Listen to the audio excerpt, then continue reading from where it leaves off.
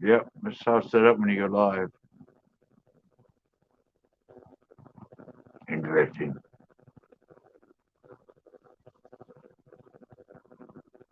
Do people actually come in?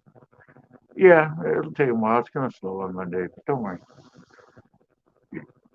Scorecard's gonna be here. I don't know if he shows up. He's the one that asked about you.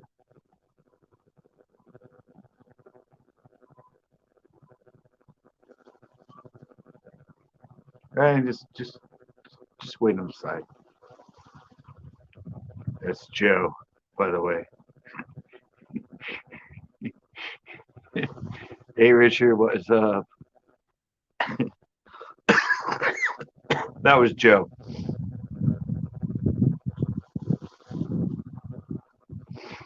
That was Joe, by the way.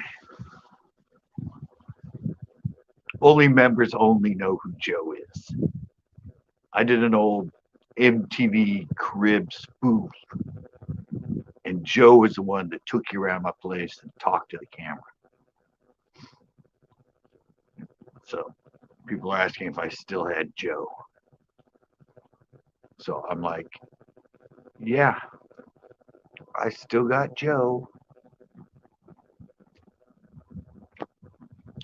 So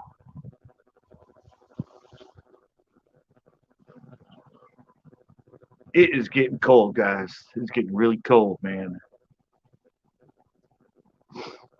Well, not to most of you, but they're back east and that. But for here, it was. We've been in the 60s. We had high winds. It was kind of like in 50s all the time. Maybe, oh,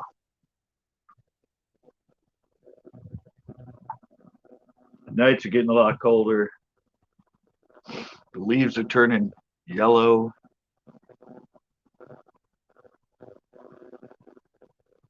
So, yeah, it's getting cold. Nicholas Green outdoor. Why did I never noticed yours had two lines. What's up? I brought Joe. Oh, you don't know who Joe is.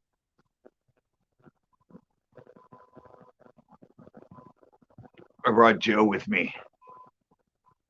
I just had him in the beginning. Richard just came in and said hello.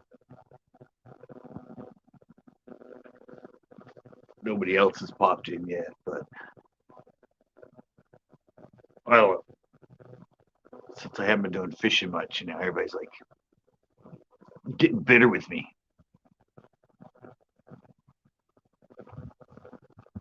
Although Mondays were never really about fishing anyway, so sometimes I spend all day editing. I edited two skate shows today. I'm working on a new one now, but it's pretty long, and I got to put new music all over, or all over all of it. Yeah, he came in right away, said hi, and then left.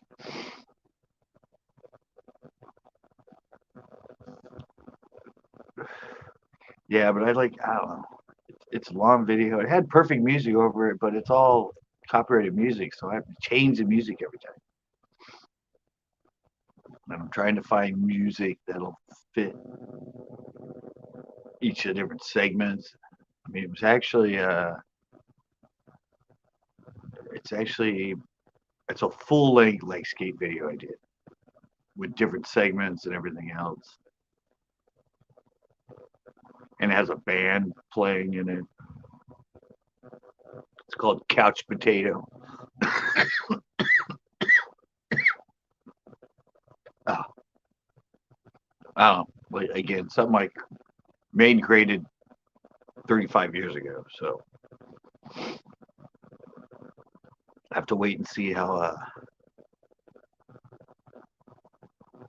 it pans out. It's just hard finding finding the right copyright-free music for it. That's the really tough part.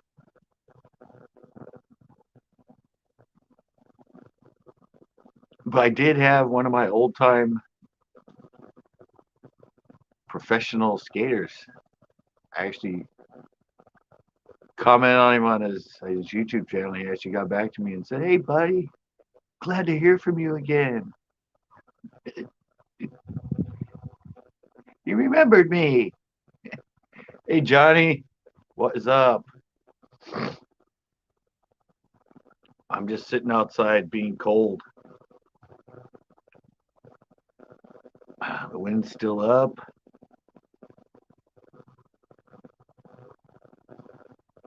And it was windy as hell today, man. We had some like 15, 20 mile an hour winds all day long. It was just like crazy. Yeah, I have my blanket on. I don't know. I'll probably go in and everybody's been wanting to see some of this old stuff I found of me. Old, like, well, what I have fed in, old party stuff, old, like, different stuff that I've done.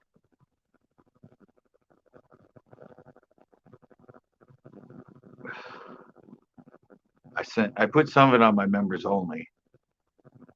The wind. Yeah, the wind was, it was like 15, 20 today. Crazy.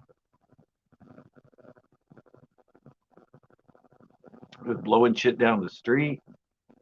I kept hearing things blow over in the neighbor's yard. I'm like, damn. Getting our crazy Santa Ana winds.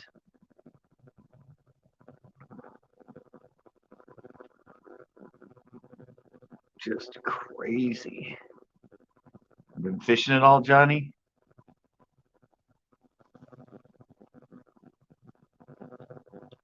Been at the L lately?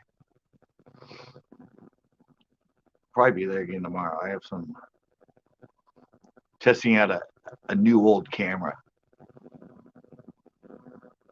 I hooked up my high 8 camera. Got 2 bass on Saturday. Nice.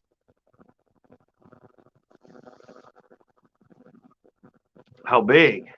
Were they good ones or live night crawlers again? I'm assuming live night crawlers by that statement. I'm getting good, but I'm cheating again. Yeah, I don't know. I might go there tomorrow and try the jig.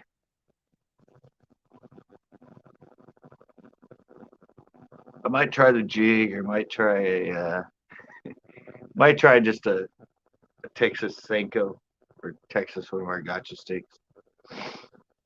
And sort of a natural green. But I've caught them on that jig before, that brighter colored one, the little finesse jig.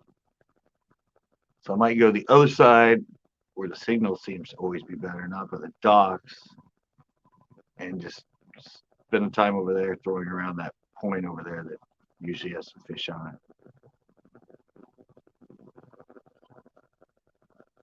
Just keep casting on that, see if I can get some bass on that jig. Yeah, last Tuesday I got 2 bites on the buzzbait. That was it. But it should be getting better now as that water's dropping. I know the temperature's gonna drop because it's starting to get. It's always been staying around 60 at night, but it's been getting down like 55 and 54. So once that water starts to cool, they'll get more active.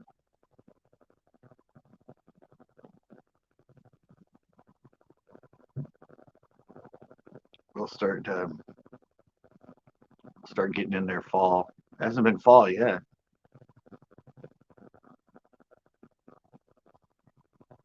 I said when you get a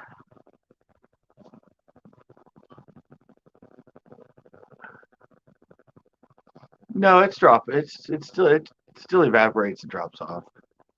Over the summer, it's dropped like, wow, like 2 or 3 inches. It naturally drops. I'm not pumping any out, but I can tell by the pipes because I know where it usually is, but it's been dropping. I don't know.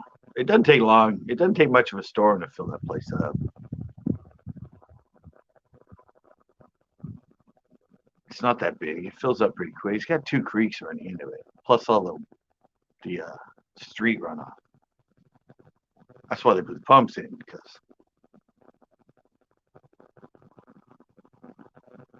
if they didn't put the pumps in there, that place would flood all the time. We got good storms. It fills up pretty quick. Yeah, it is clear. It didn't turn yellow this year. A lot of times it turns like yellow. I think it's a type of algae. It turns yellow. It's always crappy when it's yellow.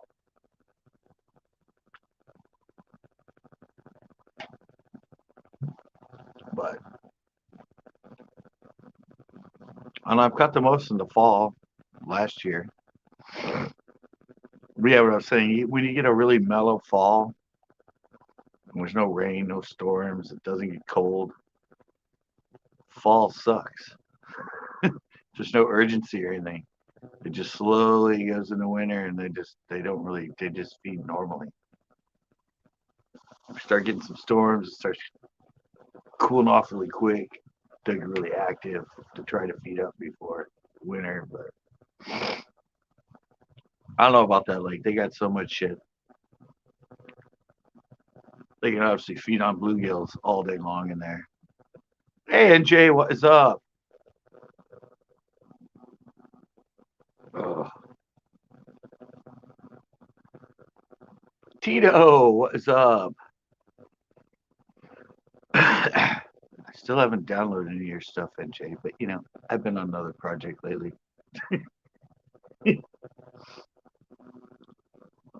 I've been back 30 years ago.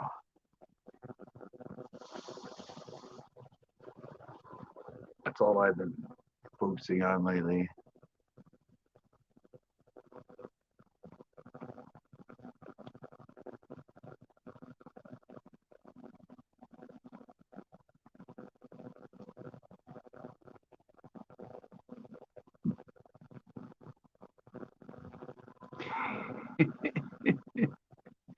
Oh yeah, that's what you can kind of crawl them in slowly, but that's what Grandpa does at Pinot. He just casts them out and he lets them sit, and you might like drag them a little bit, just let them sit, drag them a little bit, let them sit.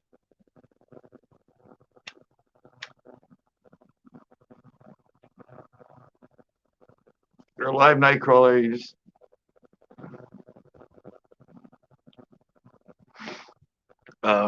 yeah, you just it's a live bait. Just let it sit and freaking wiggle around down there.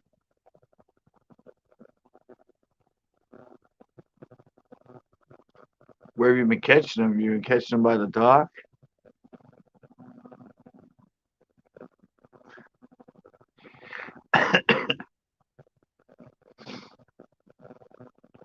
Yeah, it's like I'm so like I don't know.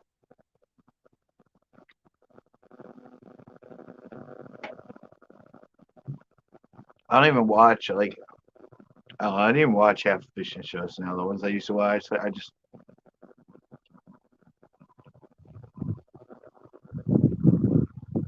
it just doesn't entertain me anymore. I'm just like, yeah, I don't know. When I do go back to fishing, it's gonna be totally different. At Pinot, oh, at Pinot by the dog. Oh, okay. Yeah, I don't know. I think when I go back to fishing shows, they're gonna be edited totally different. I'm gonna be this whole doing all the skate stuff is taking me in like a different direction in my head. So I'm just gonna be like totally more. I don't know. More fucking with people when I do it now. More I don't give a shit kind of attitude. Not a bite.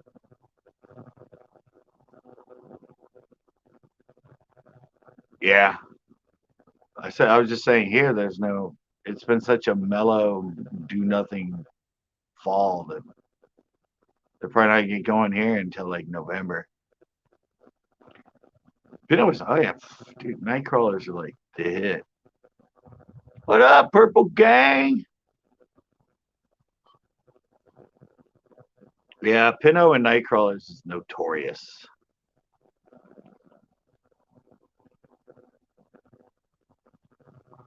You can catch the crap out of them there, man.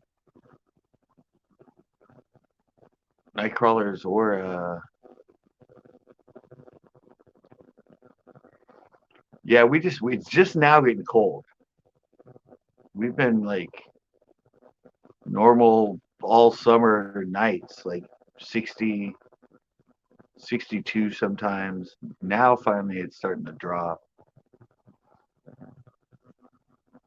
You don't get the really good fall bite until the water starts dropping. And our especially here, because our weather's so we're so close to the ocean, our weather is constant almost all the time. Yeah. But we're almost our average temperature is like 65 all year long. So it's, it's like the nights get cold, but the days usually stay about the same. So and the nights. So you need the days to stay the same, but the nights to start getting down to the 40s.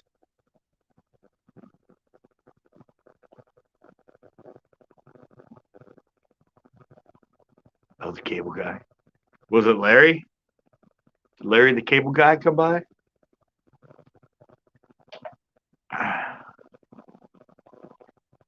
Yeah, it's starting to get cold. Like tonight is finally dropping down mid 50. I mean, it's not cold compared to where you are, Purple Gang, but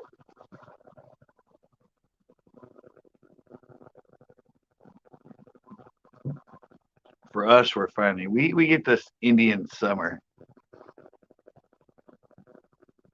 and usually end of September, usually till middle of October, we start getting warmer days, and then the nights stay about the same.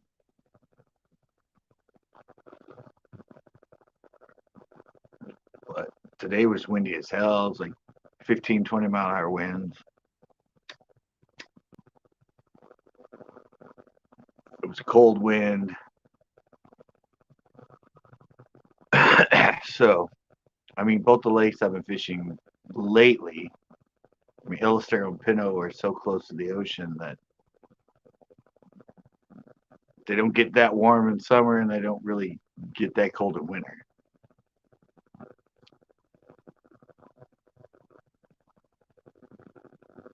So sometimes the fishing's good in the winter, but usually our fall like doesn't it doesn't do what normal lakes do in the fall. Like I'm sure is it been getting a lot is it been getting colder over there, Tito? I'm sure it's getting colder at night. Yeah, and in the summer they don't get much over 75, and in the winter they don't get much below 49, 48. They don't get into the 40s. Coldest I've ever saw Pinot was 46 in like January in the middle of winter. It was 46, which isn't really that cold for a lake in winter. A lot of lakes get down in the 30s. Yes, a bit windy today. Yeah, that's an understatement. I mean, a lot of lakes get down, 40, 41. When I lived in Slow, Laguna that I used to fish, about the same size as Elistero, maybe a little bit bigger than that, but I would go there in January and that, and a lot of times it would be like 40, 41, 42, somewhere in the lower 40s. I've never seen Pinot below 47. So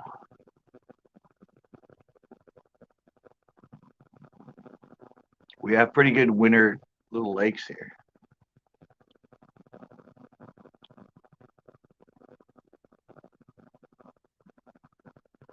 Yeah, it was 20 today. It was 20 here.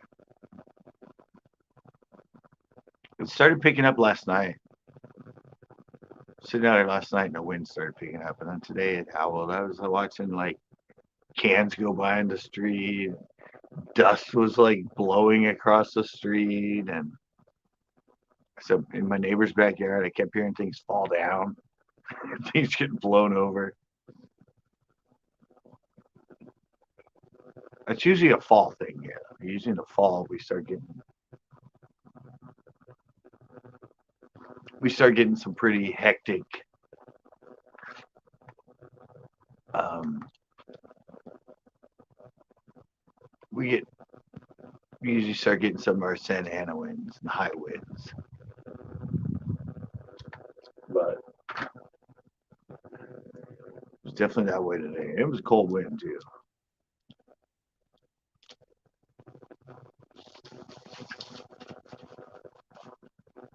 I kept coming out here and like freezing. Come out here, have a little bit of the cigarette. That's like I usually do during the day. I'm editing and then I take a break and I come out here and kind of pace and walk around the front yard just so I'm not, because I'm sitting editing all day. So it's like I need to get up, like walk around. And that. Every time I came out here, I was like, damn,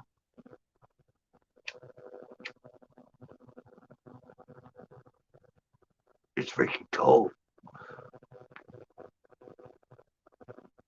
It's brisk and cold.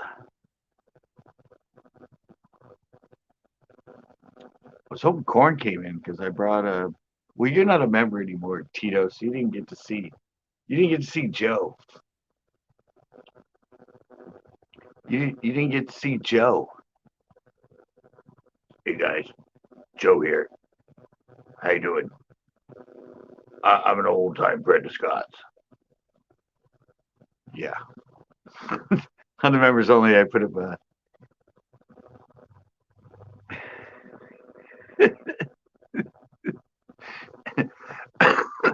I put up an old video I did.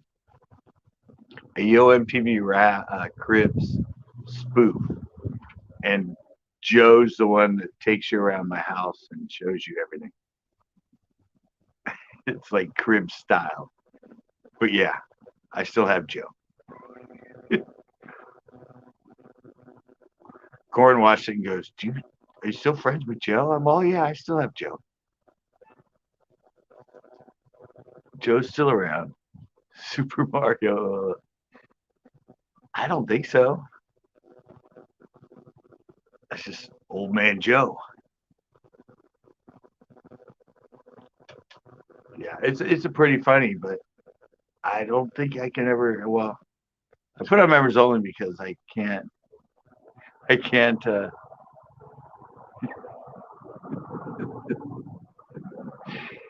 Yeah, I can't. It picked up. I had put music behind it, and I want to see if it picked up only a little bit of it. But yeah, no, it picked up all the music. That's all over the whole thing. So um, I put it on members only because I don't monetize them. But I want to like try to do a reaction to it, or I don't know, some sort of video with it where I can play it in the background or just talk over it or just do little clips and stuff because it's pretty funny.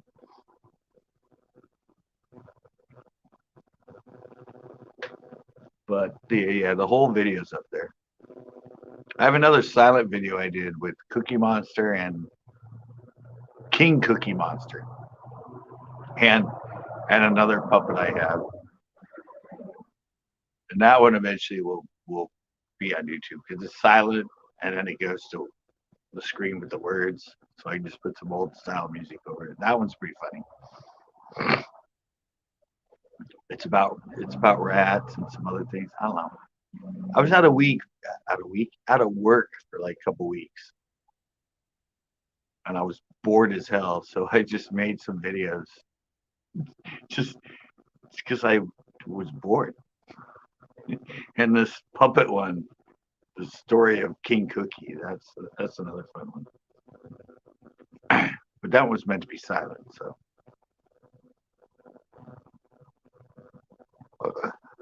back then in the 80s, 35 years ago, and that I wasn't thinking about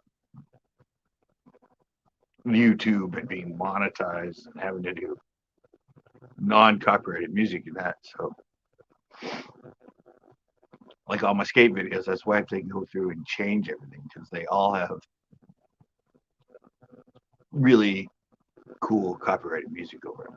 And now I have to change it all because my reason for putting them on YouTube is so I can get some money for them because if some of them take off, so I have to go back through, buy new music, and yeah, it's a pain. I wish I could put them up with the original cool 80s music, but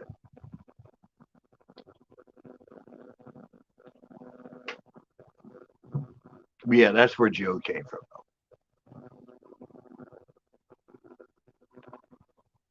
I might go in there later and I can show you the footage. Because I can turn it down so it'll be behind me on the screen, but you'll be able to watch.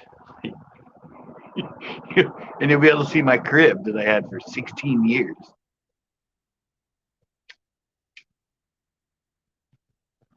Where I actually lived, same exact house where actually it was 15 years, 14 years. First year I lived in the dorm. Second year I lived in, well, I can show you that place too, Cedar Creek, a condo, and I lived with 4 other guys. Then I moved into the house that Joe takes you around in '89, and I lived there till 2005. So actually the end of 2004, 2005, yeah.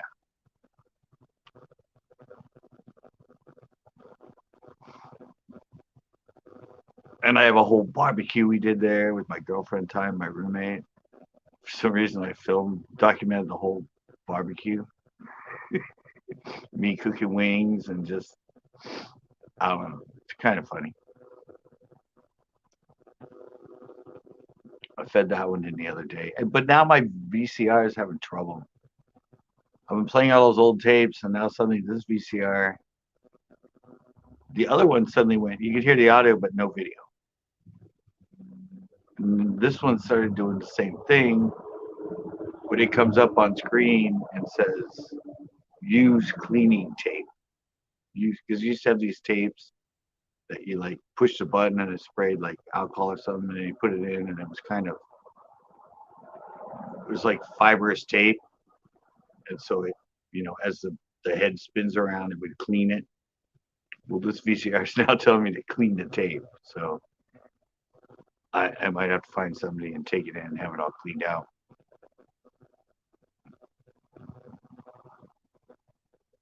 I figured since they were so old and I'm feeding in so much hours and hours of video that I'd probably have a problem with the heads getting dirty. It happened to all VCRs. We played them a lot. And I'm putting 35-year-old VHS tapes in them. So who knows what shit's sitting on those old tapes. I'm sure there's a lot of dust and everything else just sitting on them.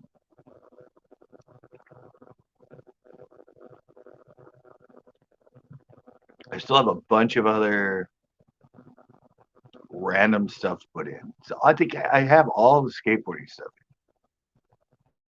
and some of the other random stuff.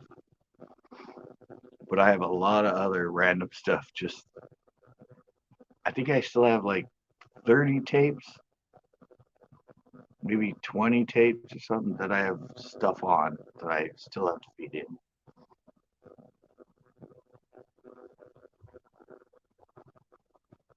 Yeah, I started doing it the other day, and then that's when it started having problems and started not playing the video, just the audio, and kept giving me that use cleaning tape, use cleaning tape. So I think that's what happened to the other one, my really good one. It doesn't have that message that shows like this one, because this is a super VHS VCR, but it's actually about, I don't know, like 5 or 10 years newer than my original one. Okay. So yeah, this is, yeah. But I knew I was going to have issues.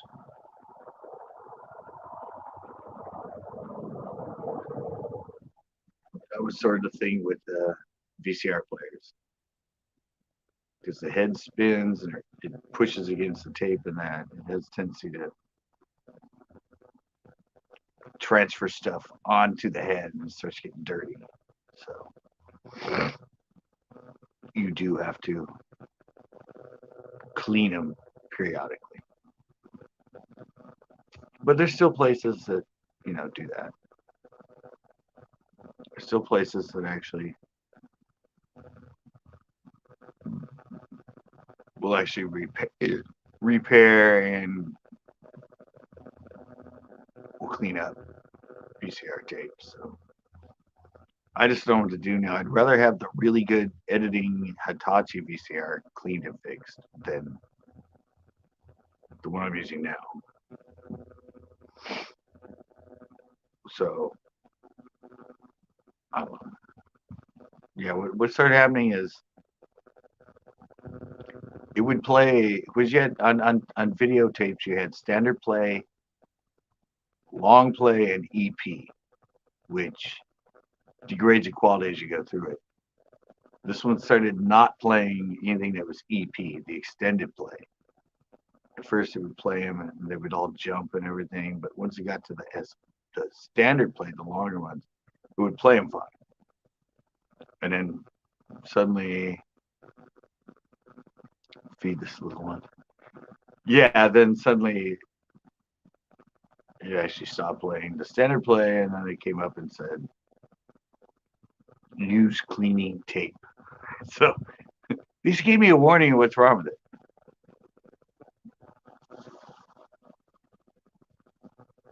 It was a smart enough VHS player back then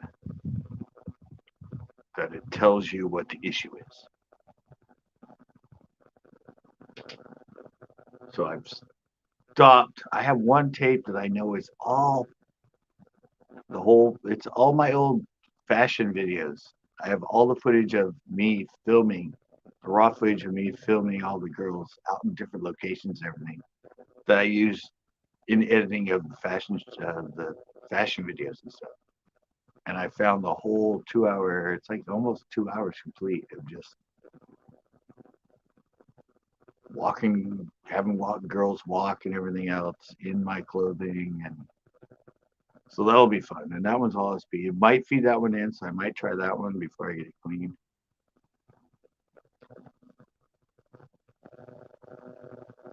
But I think guys will like that. They're all hot chicks, trust me. And it's me doing all the filming and directing them, telling them where to walk,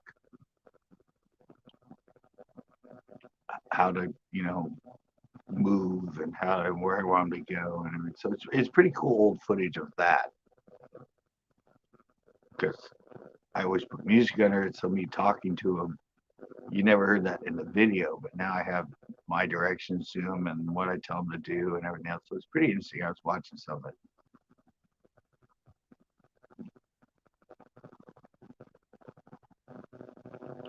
So that'll be a fun thing to feed in and edit. Turn into a like documentary style sort of thing. And I still have that one more fishing one I haven't put up for you guys. Anyway, the audio sucks. It has a lot of static over it. But my very first 1995 first Central Coast Bass video concept with my friend Mark Hines, and he was a bass pro.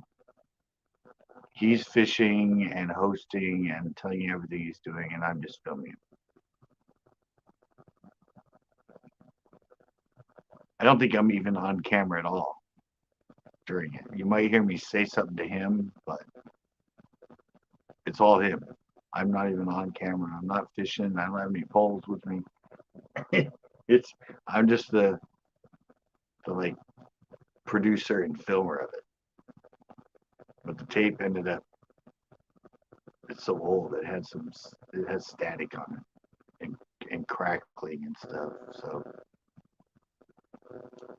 but I found it. I found the whole it's Sluggo fishing in winter. I have the whole intro. It's a whole complete video.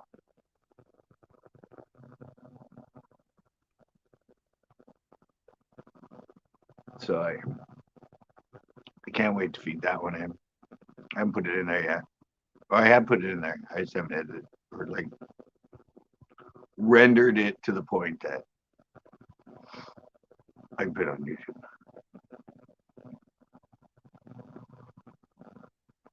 Because I think it's on there and there's I don't know if I stopped it after it or if there's it's on a tape that has a bunch of stuff. I used to do shots of me. I used to have an aquarium and I dropped in that jig and bounced it up and down and stuff to show you the action and stuff. I did some of that even way back then in '89. 89, early 90s. I did some of that stuff where people show you the underwater footage. Yeah, I had a tank and I took it out, put the branches in it, and worked jigs and stuff through it so I could show you how to work it.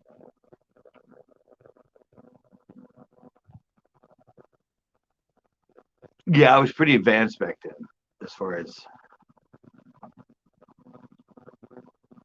I had all the same ideas and everything else that, well, the original fishing shows had, like Bill Dance and Roland Martin and all them. I did all that back then. That's what I mimicked when I first started doing um,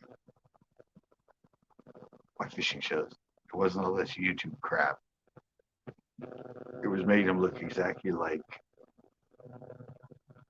the fishing shows on TV. I think I have a cool shot in the Sluggo when he's talking and I'm showing the bait in the water as he's twitching it and he's talking, as you can see in the water, the way he's telling you how to move the fluke.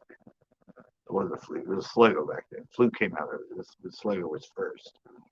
The first soft jerk bait was Sluggo. Then the Twitch It Shad came out of the fluke.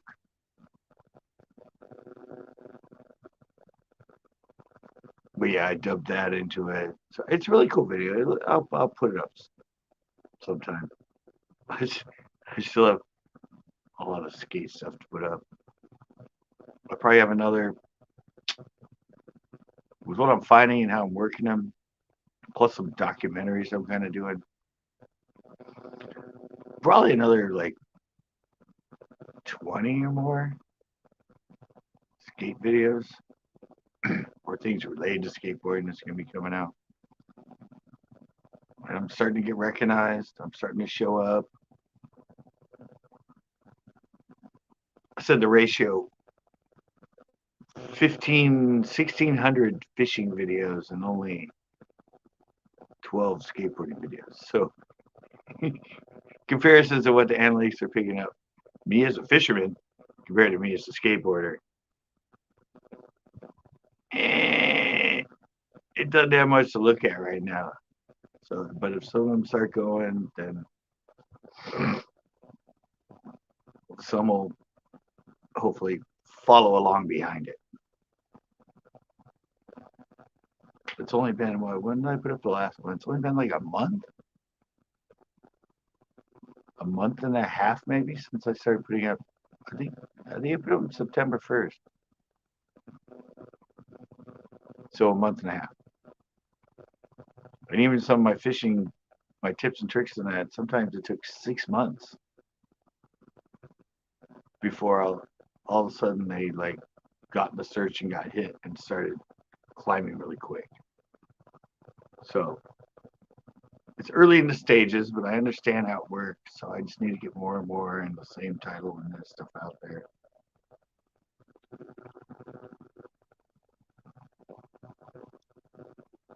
And I'm hoping maybe I can hook up with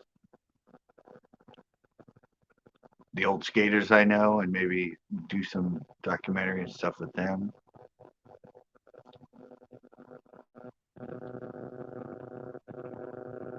Yeah. Well, no, you don't know. If you look back far enough, 2 years, well, like 2 or 3 years ago,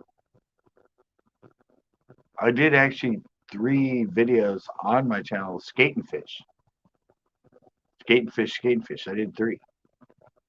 Then I also did a bunch of lives at El Estero, skate and fish. I think I did about 10, 11, or 12 of them where I would go live at the skate park, skate around, show people skating, follow people around skating. And then when it got dark, I would fish for about an hour or two afterward.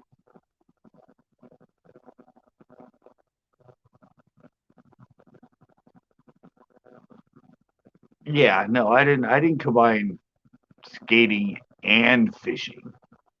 I combined skateboarding first, then fishing. I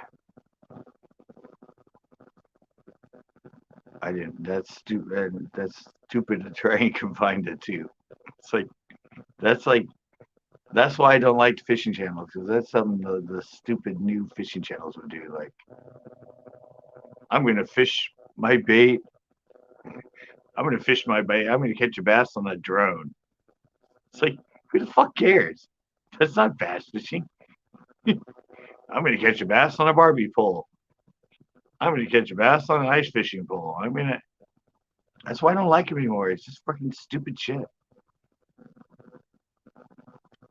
I only did stuff to actually help and teach people how to catch fucking bass.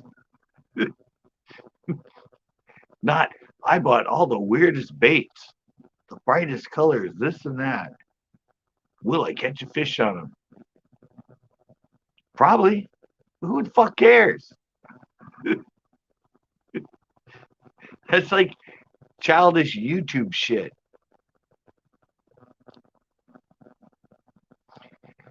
Yeah, yeah. I had. There's a lot of videos where I had girls from my work in the beginning and do the intros and stuff and put them in the thumbnail.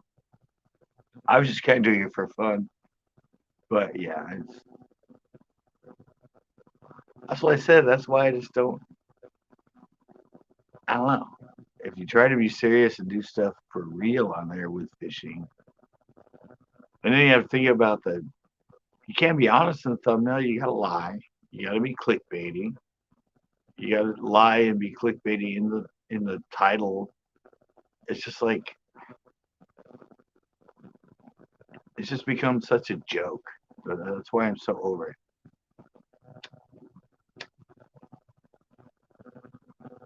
And now I guess the new thing is like fly fishing for bass. Do some fishing challenge. Yeah, yeah. See, that's what I said. That's all just like such freaking YouTube bullshit. That's why I got tired of it. I'm like, we, we never did that. We never did that in skate videos. Skate videos were just showing you how fucking rad ass people are to skate and how insane their tricks and stuff are. It's just, I've done all that. I have 1,600 videos of fishing on YouTube. That's more than John B. I think in total. That's more than any of the Googans in total. I think they're up to like maybe like 900 or 1,000 in total. I have more fishing videos up than all of them.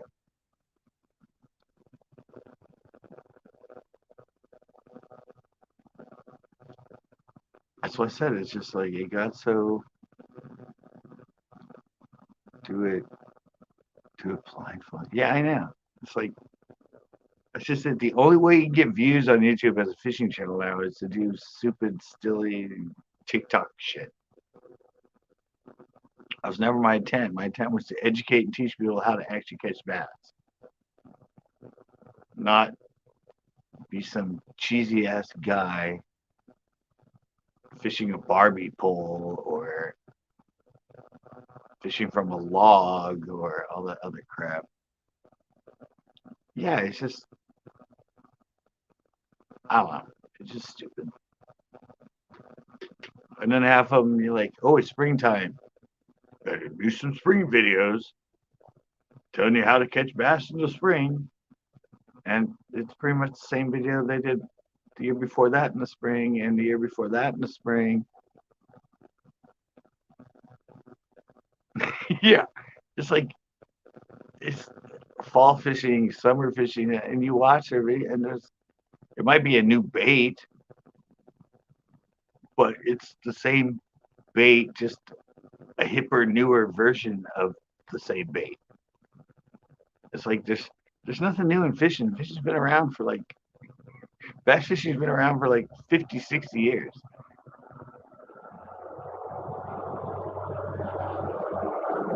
Yeah, bass fishing's been around. Tournament bass fishing's been around since like the 60s.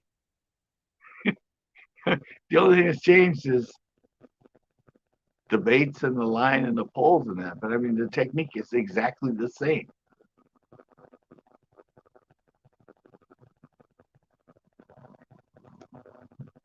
And the other thing that got me pissed off too is now everybody's doing the video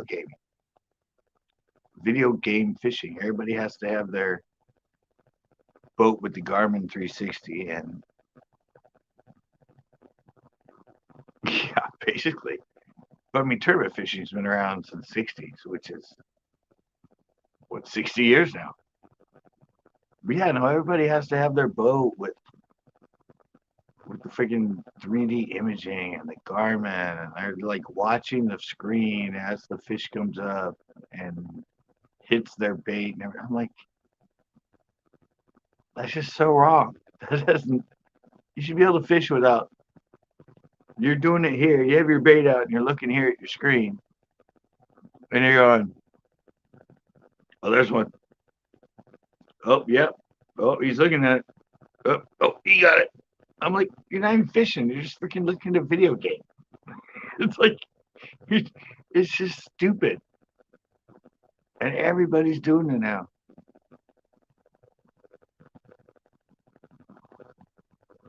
Everybody just like they don't even look at the line, look for a tick, anything else. They're just watching their screen. Like they're fishing for real, but it's like they're in a video game. I'm like, that's just stupid.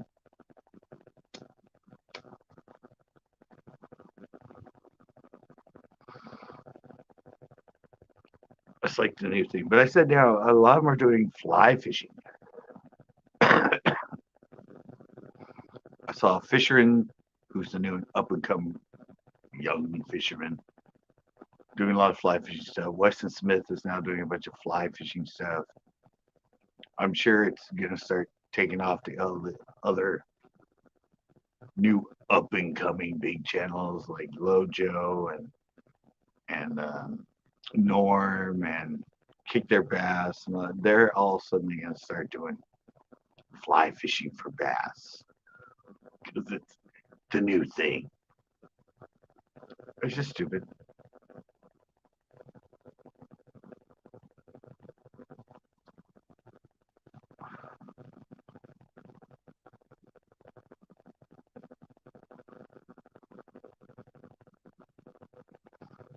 Yeah, it's just nothing I ever needed. Hell, I had a graph electronics on my bass boat, and I never really used it. A lot of times I'd find a spot, I'd start catching fish, and after I caught fish, because it looked good and the way that the demographics, the topography of the shore, and that looked good, and that after I would catch them, then I would get on the graph and go over it and just go, why are they here? And I go over it and let them go. Oh, okay, and that might give me. But nowadays, it's like they wouldn't even cast on it unless they went over their graphics and looked and saw if they were fish and know where the fish are set. And then they'd probably fish it and stare at their freaking graph the whole time to see if those fish were actually coming to their bait. And I'm like, I think it's going to reverse around. There's going to be tournaments where graphs aren't allowed. during the tournament.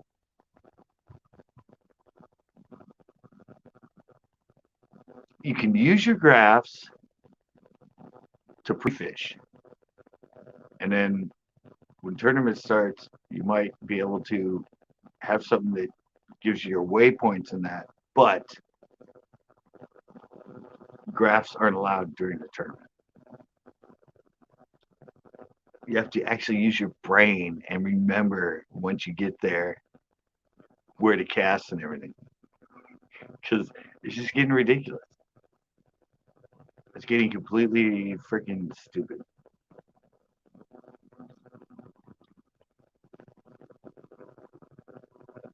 It's pretty much getting to the point that you're fishing in a fish tank.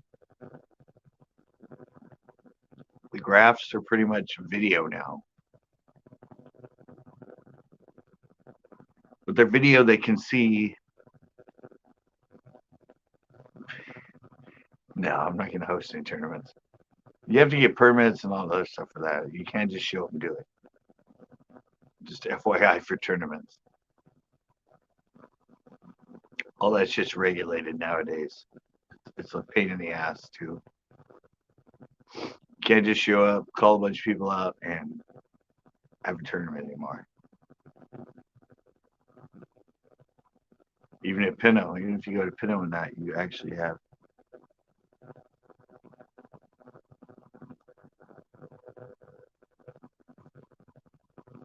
No, because I'd want to film it and everything. It's just stupid. I mean, why do that?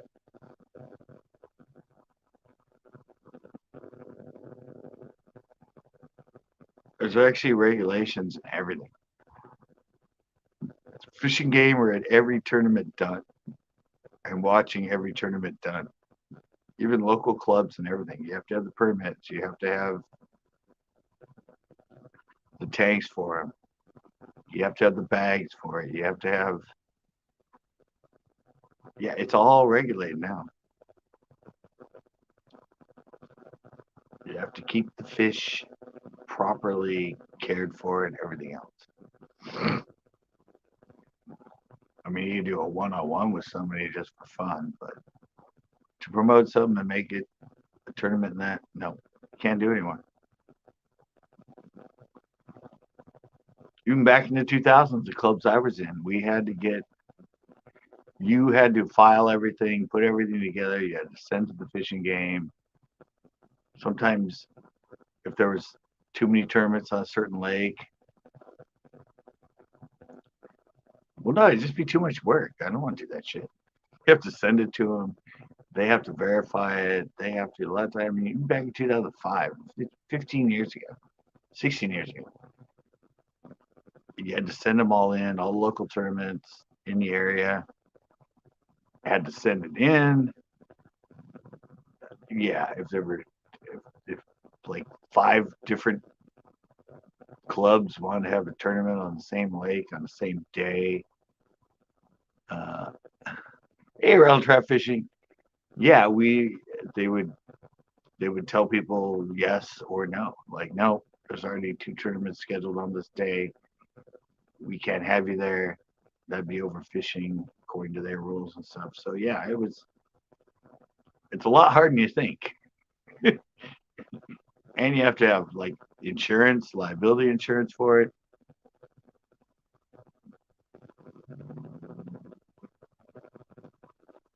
Even those like what's his name, just a windy Wednesday nighters and all that. The people that run that have to have all that shit in order before, because those windy Wednesday nighters on adults and that, they just don't all show up and do it. It's regulated. They have to submit things. Yeah, you have to submit things. It all has to be. Yeah, especially if you did one that big or something on a lake, a fishing game showed up and you didn't have anything submitted to them and that, oh, you'd be fined so much, it's ridiculous. I thought about it back in the day at Pinot, having some of that, but just my knowledge of it, and I knew what it would take and all the permits and submitting stuff and all that. I'm like, I'm gonna do that. I mean, I can have a meet and greet and a bunch of people fishing that, but as far as an actual organized tournament and that, no, it don't work like that. You gotta go through the hoops to get that shit done.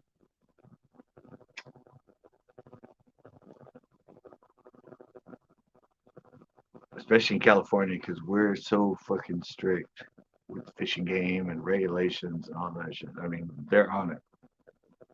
I said this shit was going on 15 years ago.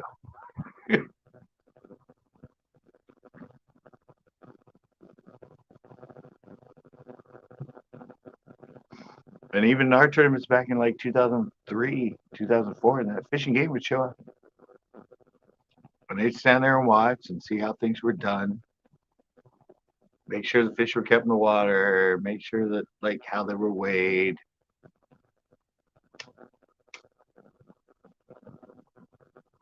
Even when I did the FLWs. When I did the FLWs at Clear Lake in the Delta, um, they didn't always, but I knew Ron Lipton and I knew all the people that worked there and that. And when Fishing Game showed up at the weigh-in, they made sure everybody in the tournament knew, and everybody that was weighing fish and everybody else knew that they're being watched because they didn't want to get a ticket, they didn't want to get fined, they didn't want to get anything for not doing things right with the way the fish were weighed, the way the fish were brought up to the scale, all the other stuff. Yeah, it was a big deal. Even for something as big as the FLW, it was a big deal. they they got all nervous.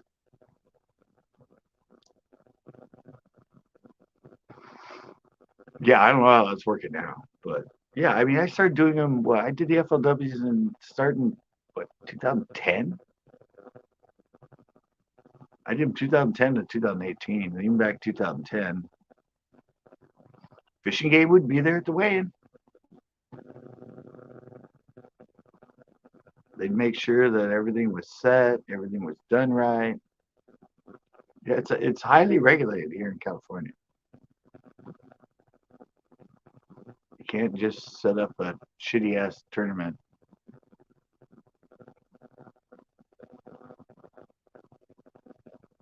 without not having things done right. Fish can only be, they have to be in a certain bag. Um, they can only be out of the water for a certain time. Once they're weighed, they have to be put back in the bag, but they have to have water put back in the bag with them. Yeah, it's pretty regulated.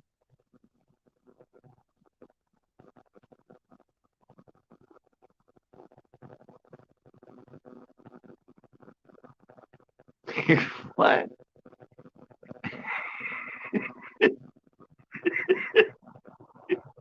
Well, you have like fucking 500 cats. What do you expect, man?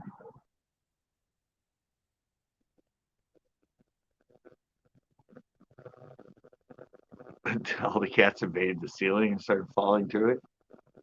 Wow, that's funny.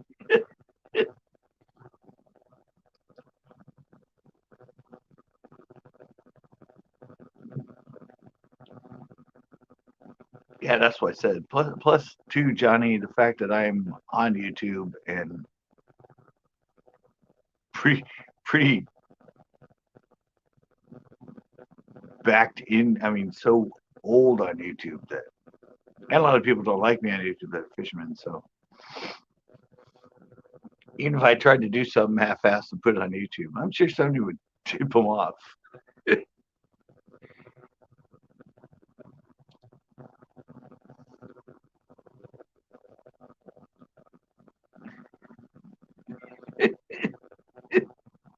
If people only knew how I live, you better off.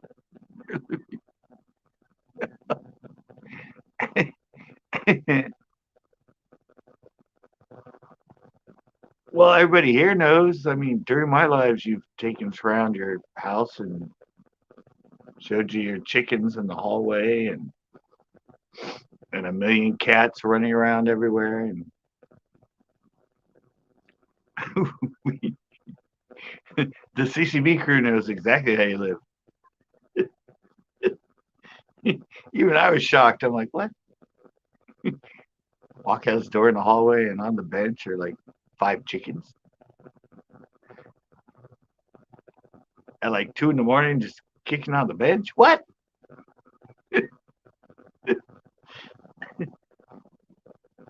And there's cats everywhere you look.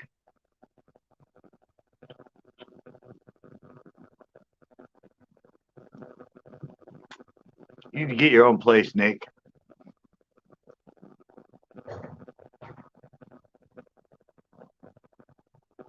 It's time to move out, my man.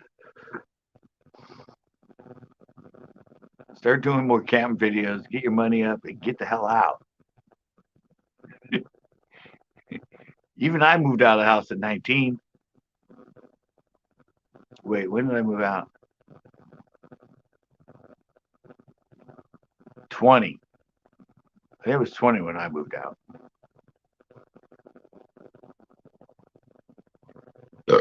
That's when I went to college.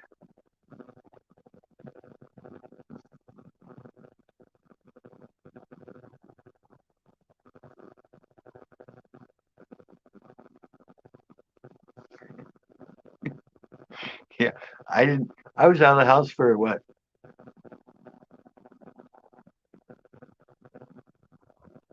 Like 22 years before I moved back here, and they were just. I didn't want to come back, but they were begging me to come back. they're like, they're like, you've been struggling so long. We have a whole house. It's only two of us. We have a room for you. You can come back here. I don't. They don't have any pets, and they don't have any of that stuff. And I help them out because they're electronically deficient, computer deficient, phone deficient. So I help them out with all that stuff. But yeah, they wanted me to move back here like 3 years before I did, 4 years before I did. They didn't want me going to San Francisco, and I said I'm going to San Francisco. They went, just come back here. I'm like, no, I'm not ready to move back home yet. I need to get old enough to be George Costanza. Then I'll move back with my parents.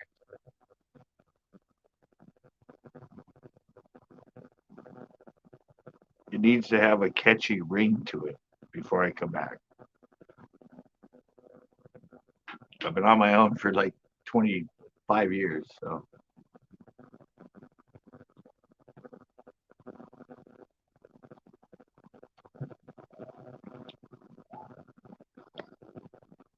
that's funny.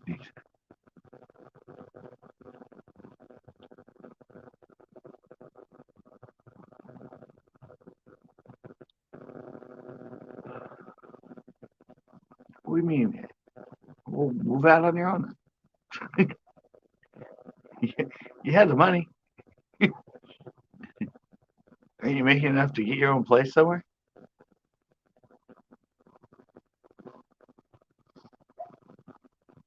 You don't have to buy. You can rent.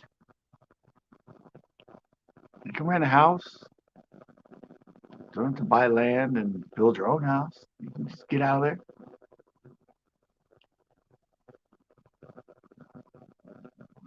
Start going on your own.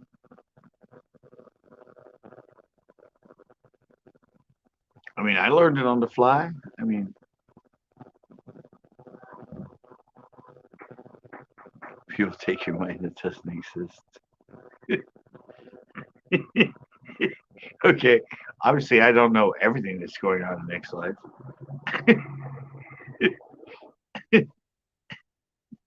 is this a Britney thing going on, Nick? Do we have to do an intervention and save Nick?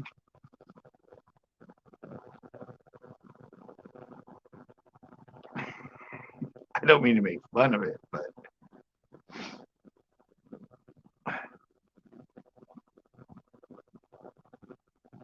I moved out. I moved to the dorms.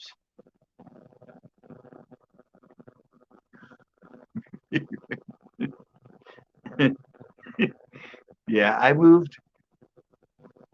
Well, I moved to the dorms, and I was in the dorms. No, it's absolute hell. I would never show my followers how it is because I wouldn't want them to feel bad. Yeah, well, see, I moved out. I went to the dorms, and my mom, my parents had money for me for college. And I was there the first year in the dorms. Everything was fine. Second year when I moved to a house and that, my mom went, I'm running out of money. You need to get a job. So I got a job. I started working at Cal Poly. I worked there for like 8 years. And I started, paying my own rent and paying for my own food and paying my own bills and everything else. Because she said, we're paying for your college. We can't pay for your living. You got to get a job and you got to start helping out. So yeah, I got a job and I started paying and started helping. So,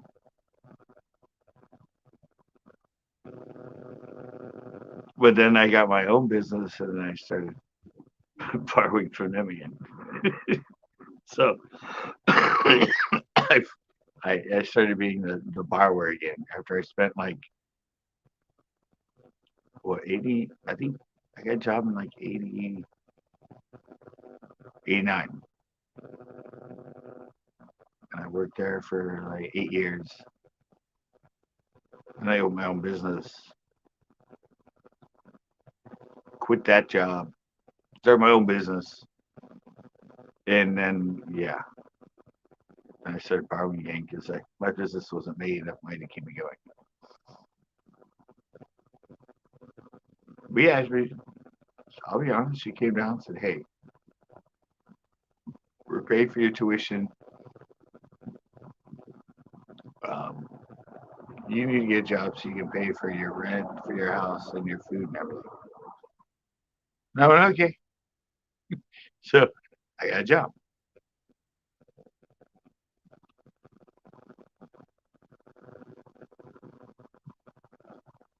And then '98, I quit my job to start my own business. Thought I'd do really good. Nope, couldn't make rent half the time, so I started borrowing again.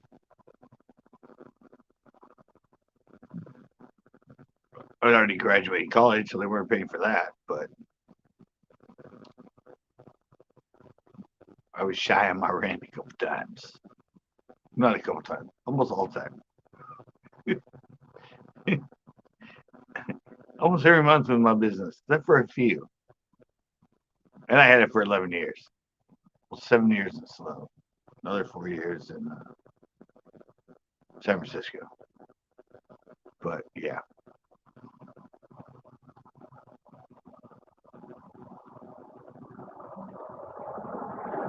when they went, this ain't working. We don't have that much money. So yeah, I didn't know that was your. I, I didn't know that was your plight there, Nick.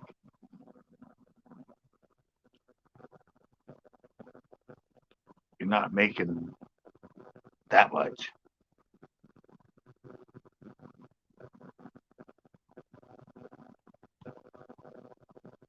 So it's kind of a Britney deal.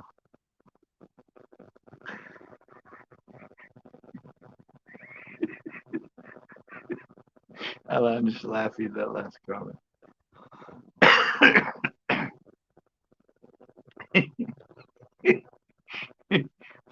The curses of starting to make money when you're young.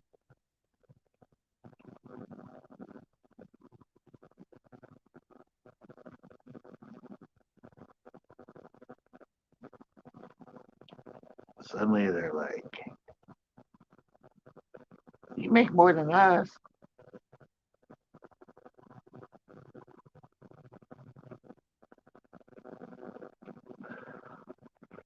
and you live with us. You need to start paying your share. You're a big time YouTuber. We see how they live. That's pretty funny though.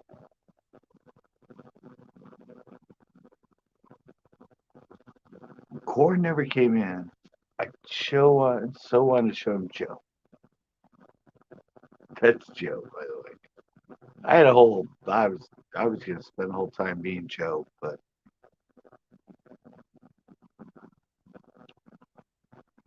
at least I introduced Joe to you.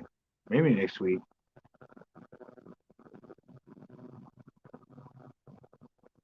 I was actually just sort of too busy today because I decided to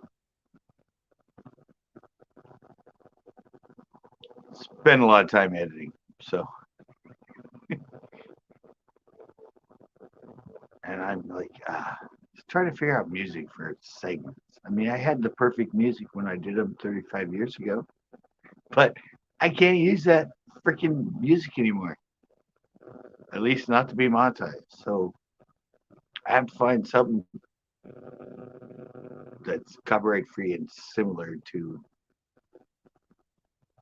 my mindset of what needs to be music wise underneath it because I'm a perfectionist and anal. So it takes it just takes a long time to like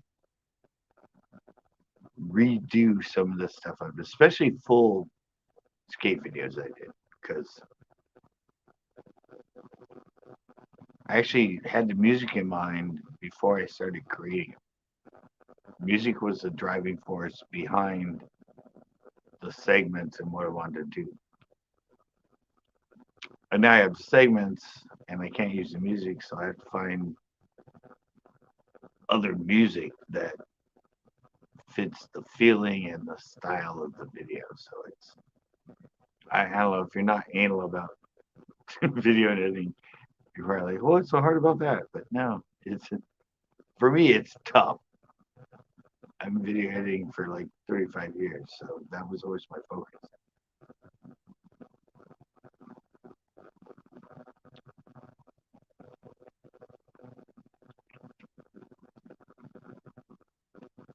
But I feel you, Nick. I'm the same way. I've always been hesitant, even when I'm struggling like hell on YouTube and that. I never let anybody know. I don't want them to feel bad for me. You know, it's like I'm not on here. I'll make do. I don't want to make you feel like you need to help me. I've always been a person who wanted to do everything myself. like like you said, I had a friend once. I was building what we were doing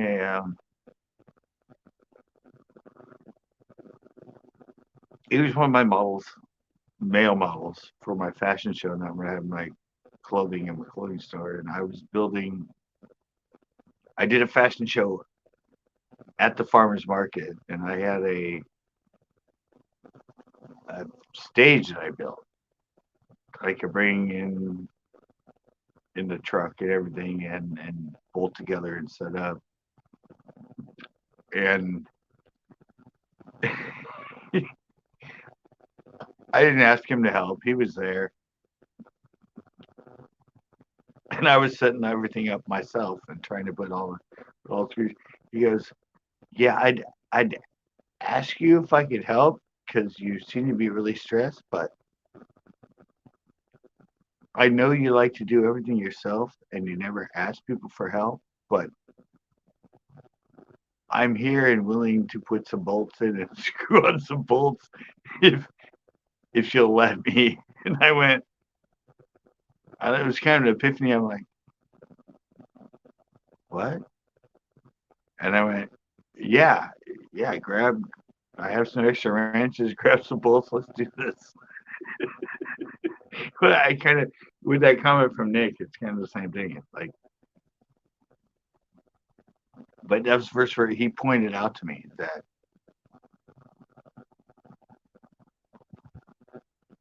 you'll never let anybody help you.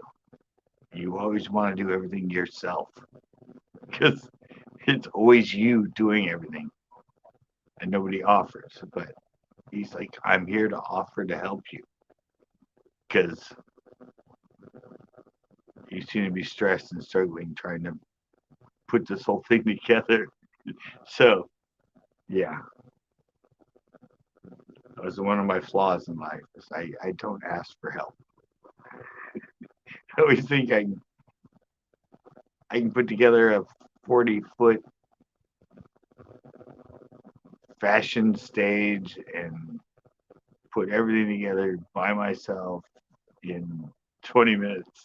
When when I actually know by myself it'd take me about an hour or an hour and a half. And there's people around offering help, and I'm like, no, it's cool, I got it. No, it's cool, I got it. So I understand that plight.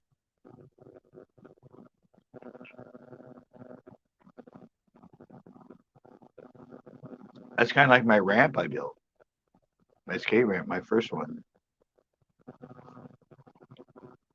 Actually, I actually offered and asked people to help, but nobody would help.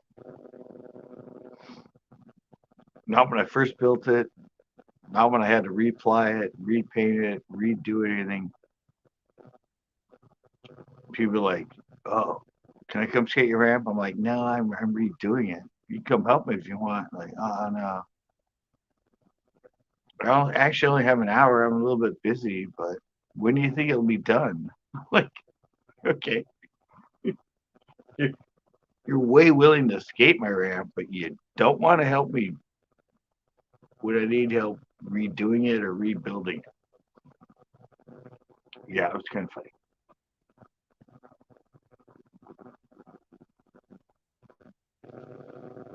Skaters are willing to come and skate your ramp, but they're not willing to come help you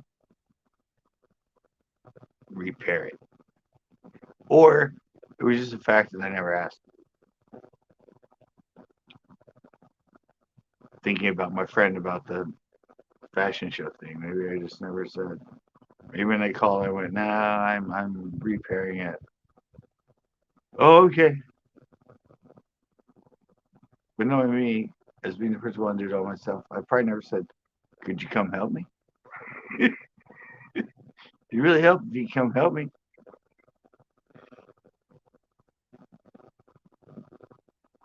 I didn't want to put that burden on them because it was my ramp. I built it. I provided for them. So I think that was probably my thought. Thinking back to what my friend said about at the fashion show. Anyway, that was like 20 years later that he said that to me. That's probably the way I acted back then. No, I'm good, dude. Give me a week. It'll be ready.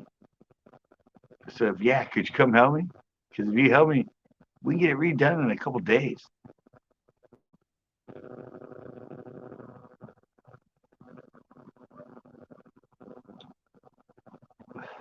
Just never wanted to put the burden on somebody else. Flaw I have.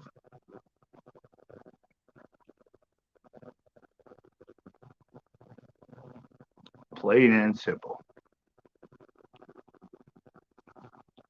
Nobody else is coming in a while. You guys just listen to me going on.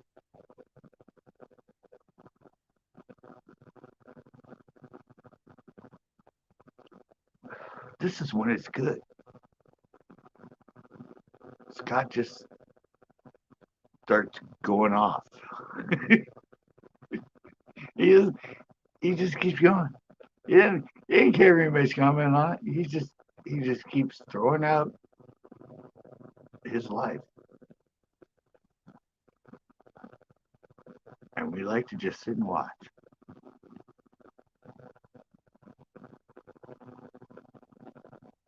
least it's entertaining.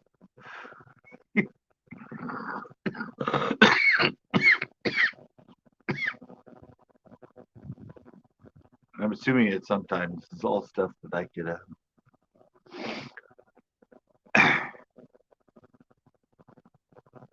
I don't know, download and use as a retrospect, because usually when I'm on here live and that it's when I actually reveal the most stuff about me.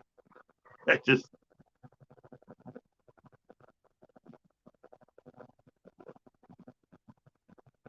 let it all out. It's like therapy. You guys are my therapist.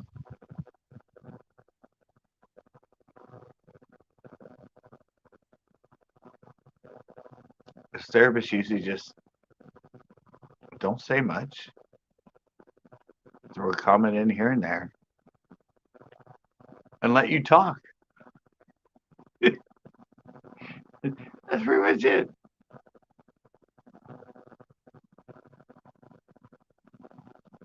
That's how it usually goes with therapists.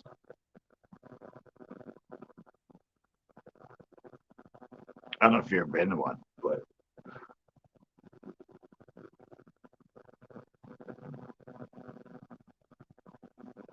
therapists listen a lot more than they talk.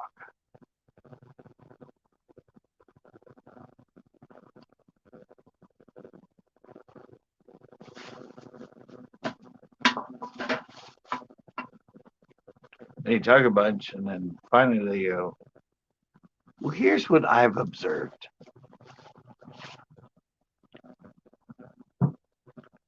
And then they give you the real shit. You're like, wow. As you don't burp, but I'm like, I burped again.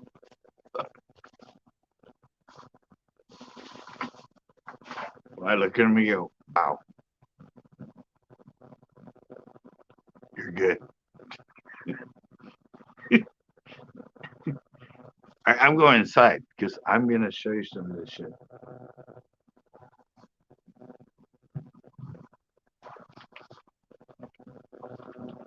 I'm going to go in and show some of the shit that I have. Some of the crazy stuff that I have.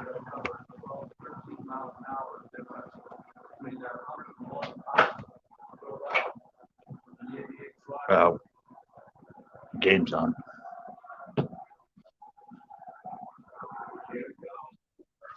How are they doing? You're still ahead by one. Dodger game. Dodger game. They're big Dodger fans. Or not Dodger, Giant fans. But they're playing the Dodgers. But they're up. I guess it's 1-0 Dodgers right now. Get. There we go.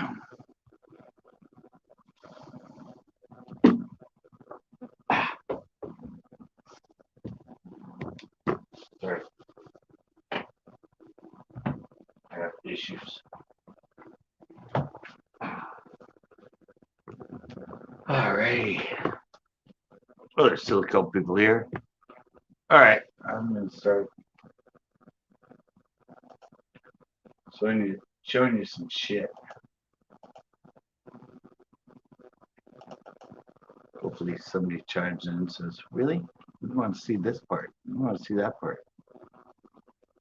I gotta change this.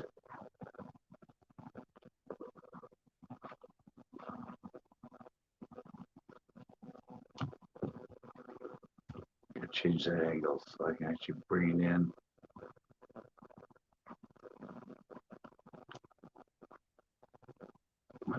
Which one? There we go. All right. Okay. I don't know where to start.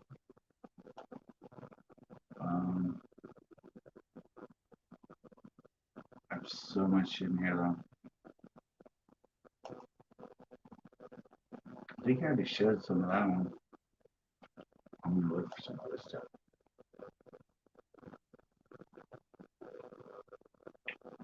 Where's this one I just fed in? Oh. Oh, wait. I can't play it in there. Come on, play it. It's an MPEG 2, but this one won't play. So.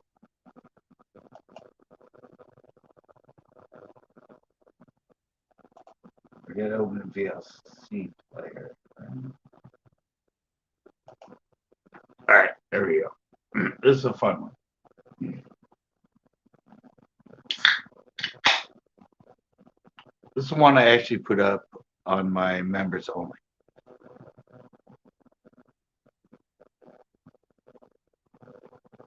This is Joe, the guy I just showed you outside. This is actually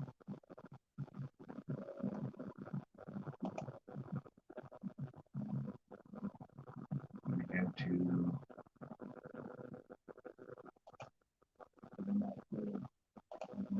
there he is.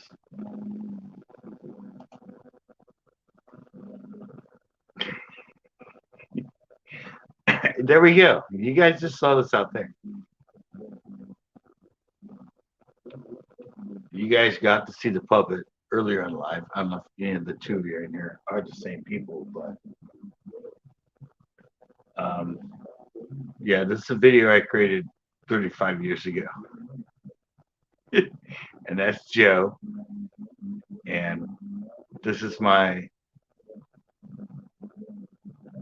EOMTV Cribs spoof I did. And this is actually where I lived in Slow for 16 years. Was this house. I lived there on and off with roommates, without roommates. But this is the origins of Joe.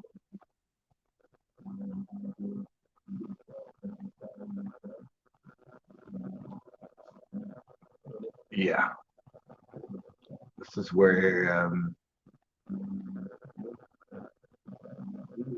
Yerp! Joe, what's up? You came in right on time, man. I'm showing my history right now. This is my this is my MTV Crib spoof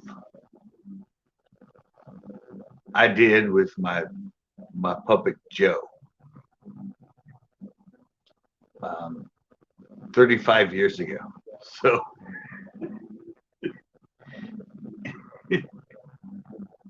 this is the house I lived in for 16 years in San Luis Obispo.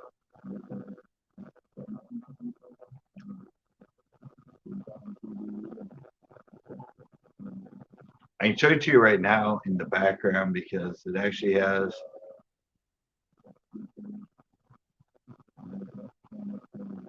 this was filmed 35 years ago.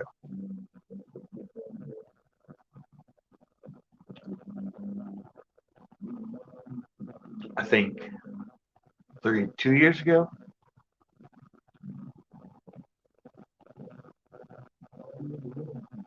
Yeah, this is probably,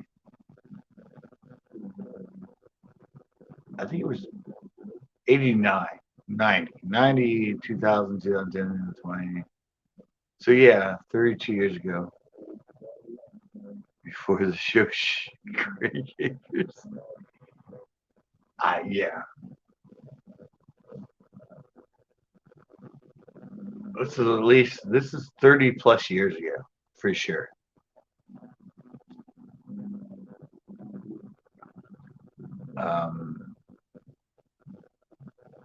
Yeah, I don't think I set up this.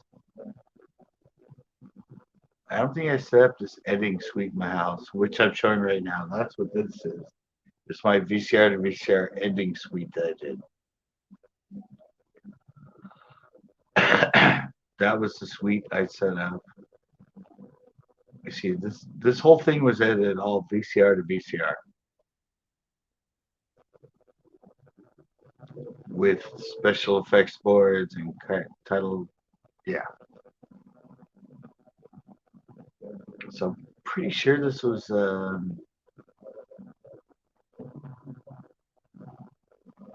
89.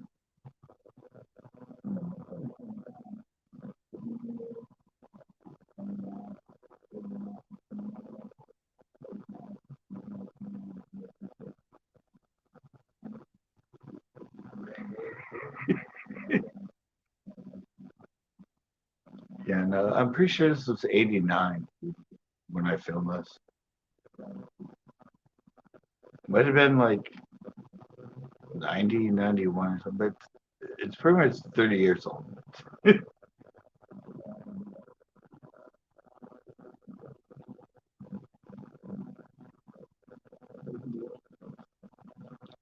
23 years old. Yeah, this is the place I lived for 16 years.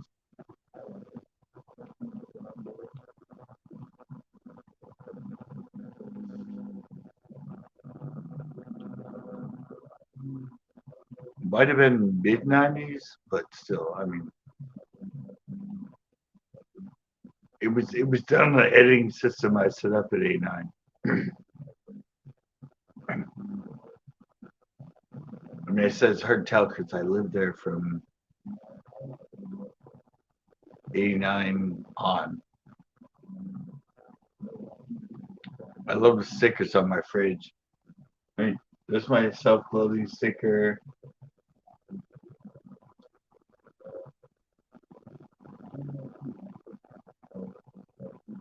I know I made those stickers. Yeah, so it's not that old. It's not that old. It's only 27 years old.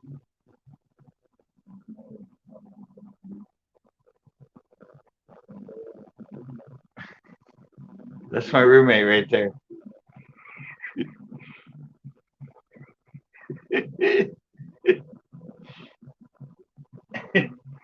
A mannequin. The mannequin is my roommate. That's my artwork, by the way. What you're seeing right now is my artwork on the wall. I drew that whole thing on my wall. It's a cat and hat drawing. Yeah. Elephant presenting flower to bird. And I drew it huge on my wall. So yeah, I was an artist. I know how to draw. And that's it on my wall.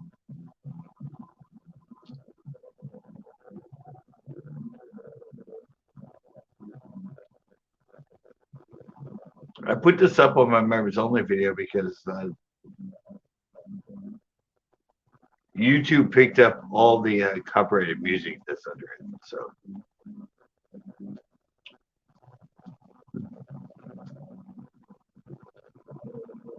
but yeah, I mean, it's MTV Cribs. So, dated video by when MTV Cribs came out. But it's at least 20 years old.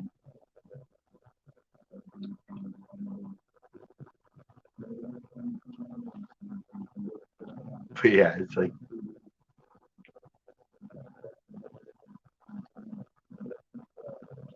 it's just shit I did back then. I mean, I was bored at home and had a video camera, and I made this shit way before YouTube.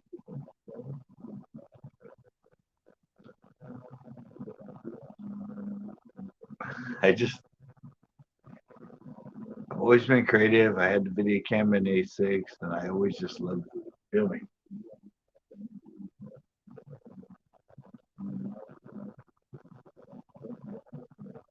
So this is the shit I did back then, and I had nobody to give it to. If you came over to my house for a party or something, like your normal home videos, instead of Johnny eating peas or Jimmy's birthday party or graduation, this is the shit I showed you.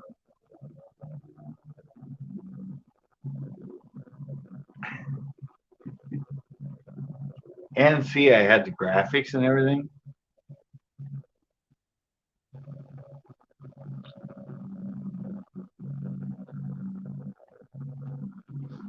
And then after that, everything you're gonna see is, oh, this is why I didn't put me in. Like, well, I said 2001, didn't it? Sorry, it's only 20 years old, but still.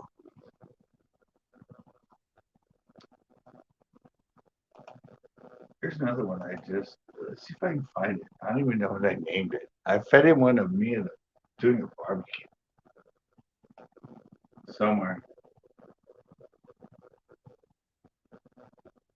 Um,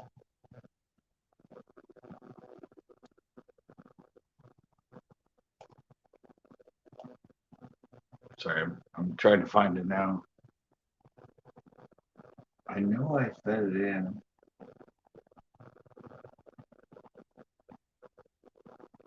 The tripping archive video. Instinct. First ramp. Party. Ditch skating.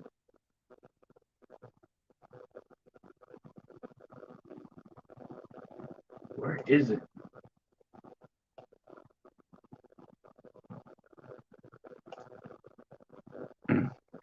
See, I feed things in, I forget what I fed them in at.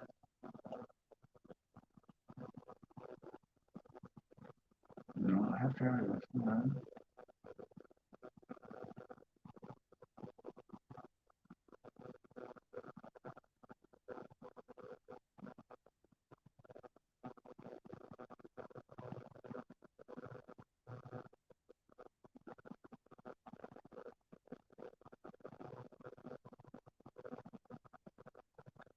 Man. Where the hell is it? I just fed one in the other day. We should do a hot one. No, I just. Where is it?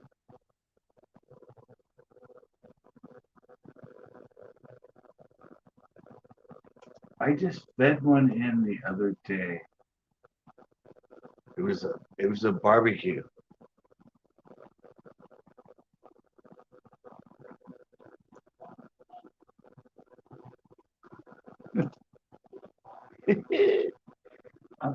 Where the fuck did I put this? This video should have gone into here. Ski trip, also ski trip.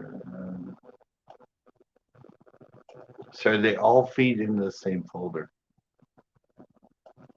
So I should be able to find them.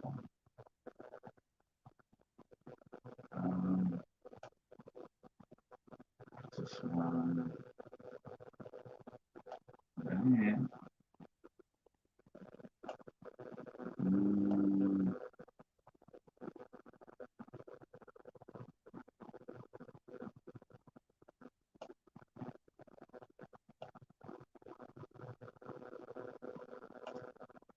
sorry, I'm trying to find another really cool old one, but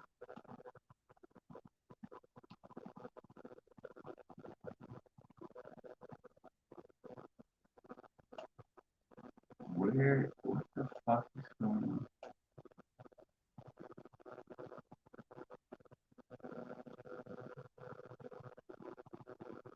Sorry, I'm having issues here.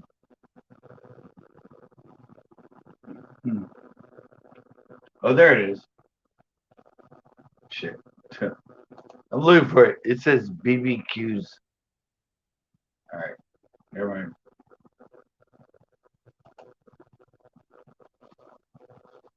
I found it now.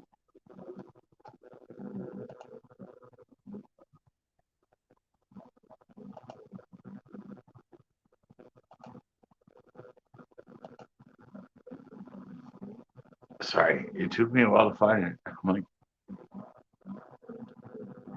still trying to get the Wait, what? I'm still trying to get the cat.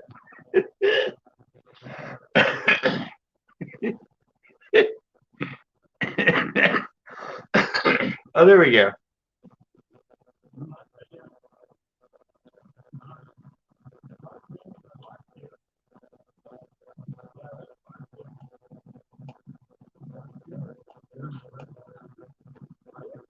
Same house. Same house. This is a barbecue, though.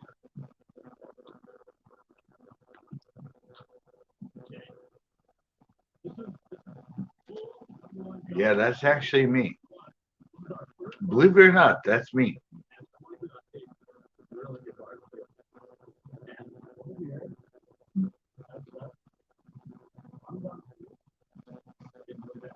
So I used to be a barbecuer, guys.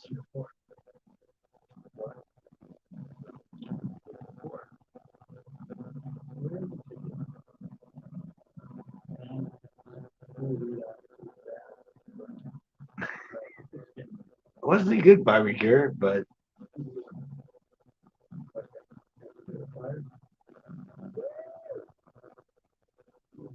I think this was 90.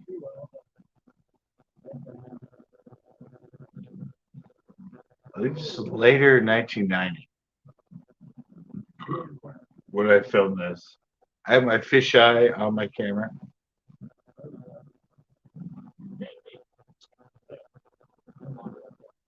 That's my girlfriend, by the way.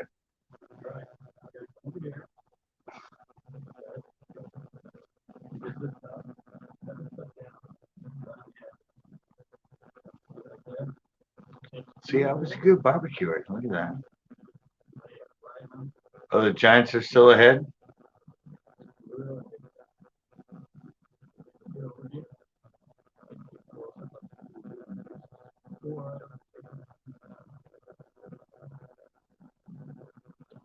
See, it's like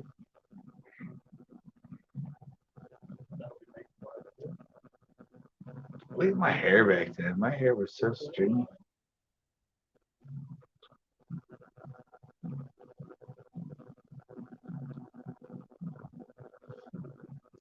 I mean, they won? Oh, they won 1-0? Nice. Where's my girlfriend at the time, by the way? That's Jessica.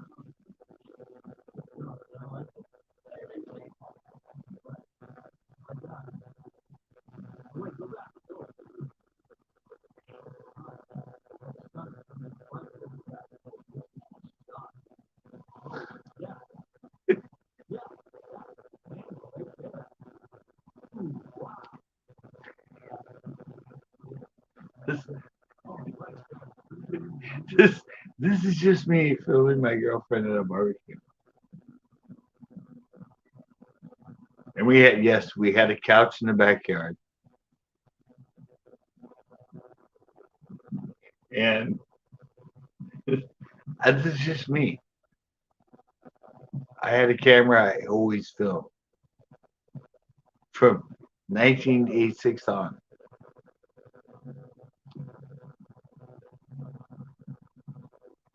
That was our old cypress we had in the back.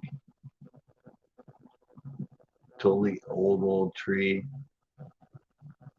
Shouts to Jess. Just come in. Oh, Jessica. All right, never mind. I get it.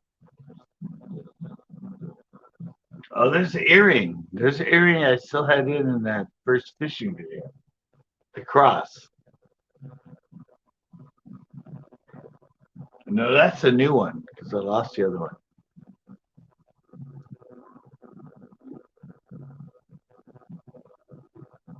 Oh yeah, I love filming. I love the artistic part of filming.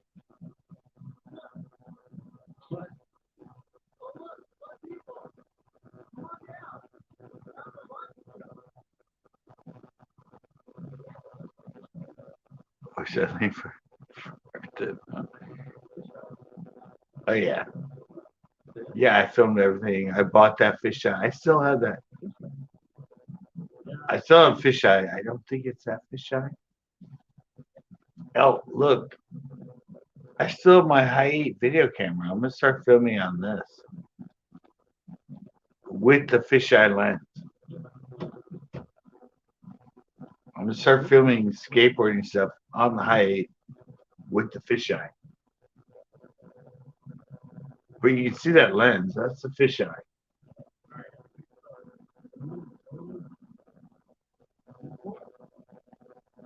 Yeah, this is.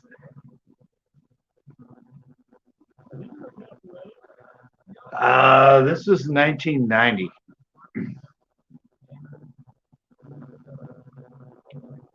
Yeah. I dated her from 1990.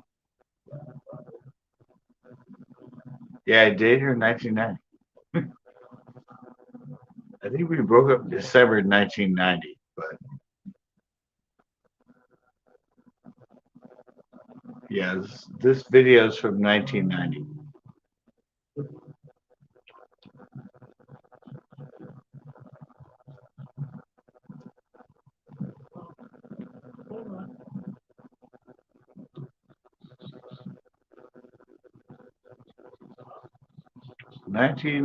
I was 24. Yeah, in this I was 24 years old.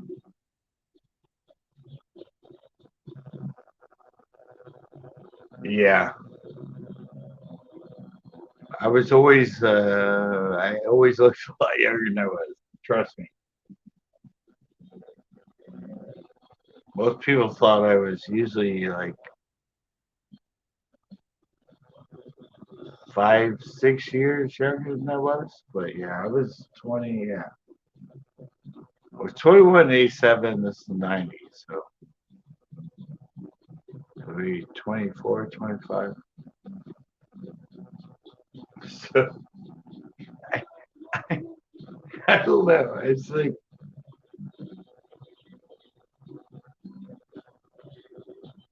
the fact that I spent like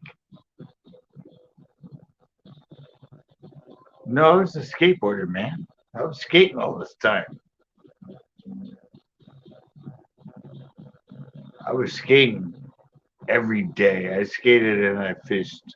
I mean, I was always out there.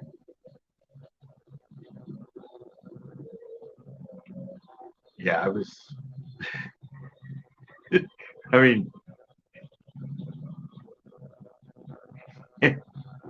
I'm hoping. I don't know what headset's picked it up.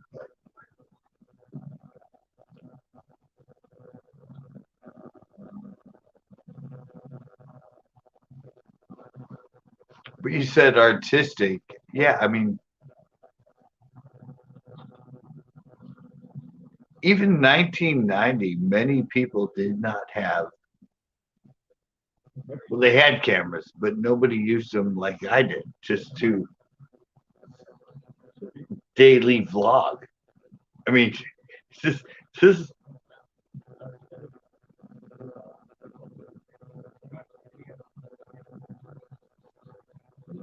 this is a 13-minute video, and it's not like Johnny eating peas or a graduation. It's just me being freaking stupid and silly with video camera, which is what started all the vloggers on YouTube. Well, like 15 years after this footage I took.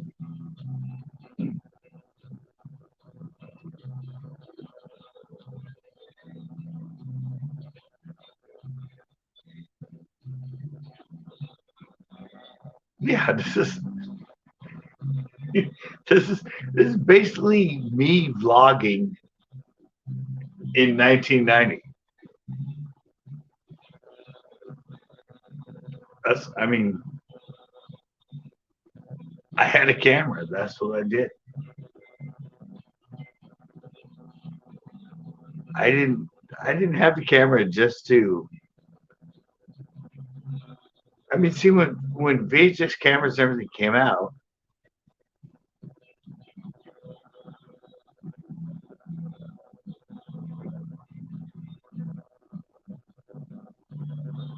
yeah, I mean that's just it.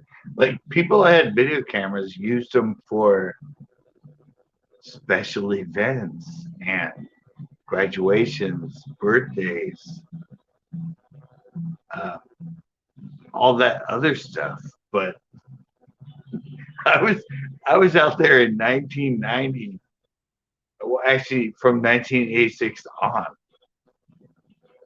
vlogging, just filming whatever the fuck happened because I had a camera. And I always grabbed the camera and went out and just filmed it. And this style, like totally crazy, totally like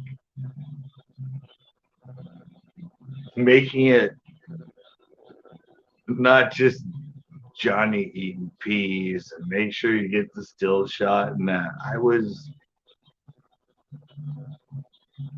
filming this way, like moving it around, like getting the cool shots. I had the fisheye lens.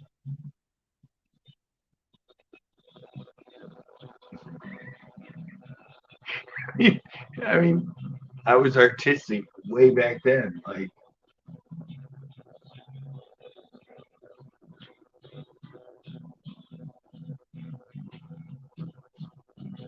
and this was just a barbecue at my house.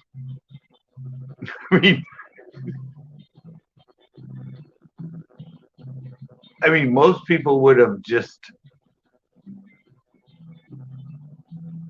enjoyed the barbecue, but I was grabbing the camera and I'm like, I need to document this whole thing. I'm gonna make it fun.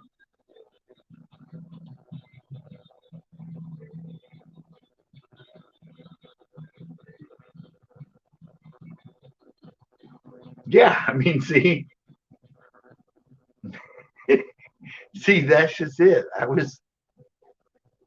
And the fact is, this was, and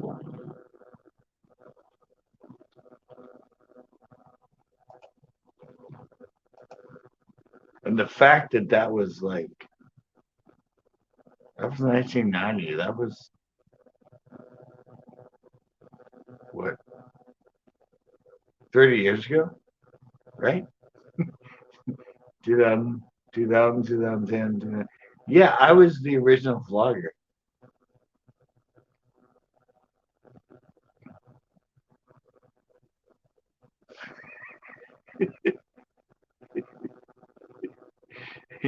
I don't know. But see, I came from skateboarding. And once I saw the Bones Parade stuff and all that, where it was just sort of, it was vlogging in a way. It was just natural. They just went out, they filmed stuff. They didn't know what was going to happen. It was just, so that's kind of where, once I saw skate videos, I went, oh shit, that's really cool. Like, I have a camera, I can do that. And then eventually I got the VHS editing system and everything, so I could put together the way they did. And my system was like $3,000 compared to at the time. This is like 80s. I think it was like $1,000, a little bit more. The editing they did for the skate videos, like Bros Brigade and all that, $100,000 systems they were doing the editing on. I got together the editing suite. I showed you that last one. Yeah. Yeah, there wasn't, no. Dude, the reality is, nobody saw these videos that I'm just showing you. I mean, I don't think that one's ever been shown to anybody. I filmed it, and I don't even think after that barbecue and that I put it into, let's see what I filmed. No, I just put it. It's right here. Well, it's right over there. I have the actual. I actually have the actual cassette that says Jessica Barbecue. Hey, Backroads, what is going on? Yeah, no, I don't know. I had nobody give it to or anything else. I think I just filmed it because I had the camera and I was artistic and wanted to capture it. Yeah, the CCB vault, basically. Hey, that's a good idea. I should start that. And no, we're just. Did you just come on backwards? Do you see that old um, barbecue footage?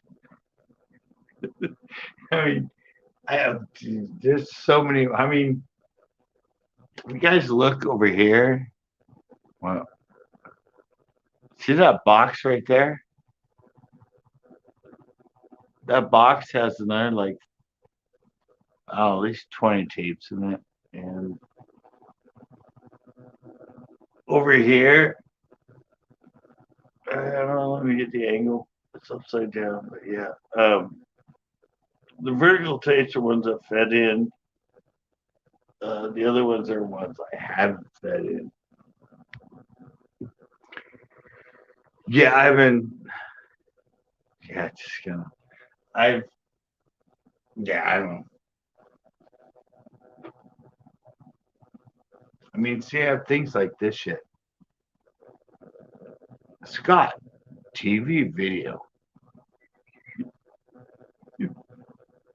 That's how random my tapes are listed. Scott, TV video. I don't know what the fuck's on here. I have to go through it and try to figure it out. And fishing trucker.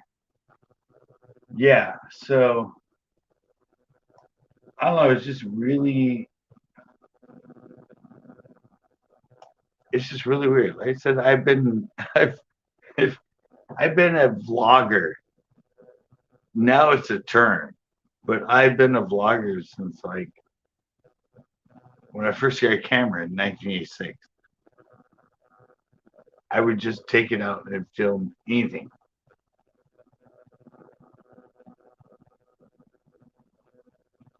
Anything and everything I could find. I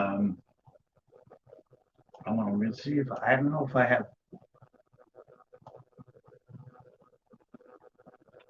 There's another one where I follow my friend around. Um,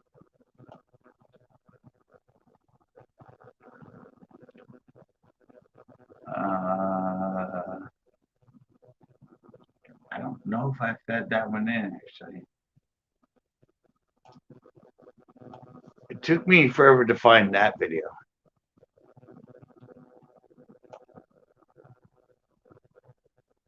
Yeah, I didn't you see the it's right here. See right there? See what's sitting right there below me with the tape on it? I have 3 VCRs.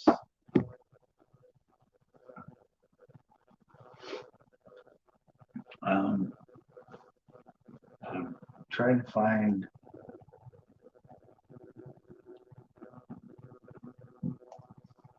Oh, it's like I totally forget what I put stuff in at.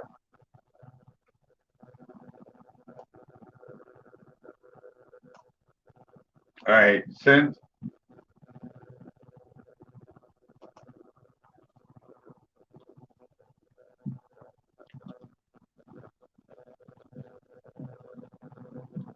okay, wait, what was saying it?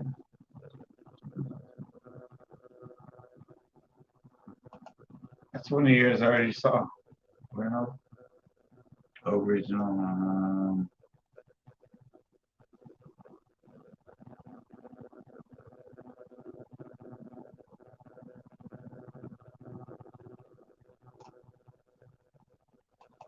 Okay, how long is this one? Well, let me open this one.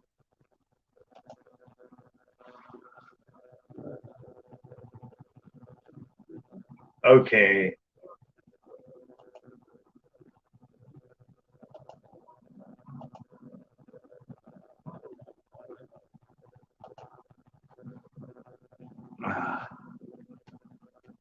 Okay, you guys might find this one pretty interesting. This is 19. I think this was 89. Might be 90.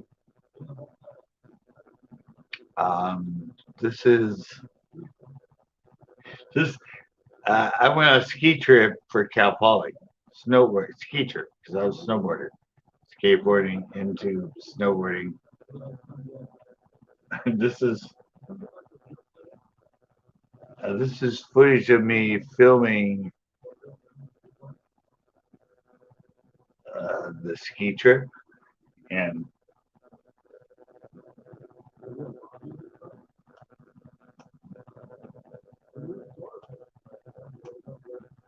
I don't know. I just captured.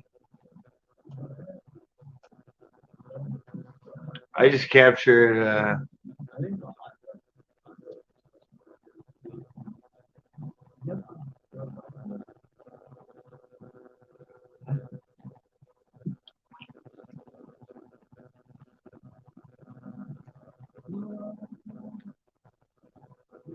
Yeah, I took my camera there and I filmed it. I mean, basically, this is just vlogging nowadays. And it's funny because in this, when you watch a lot of it,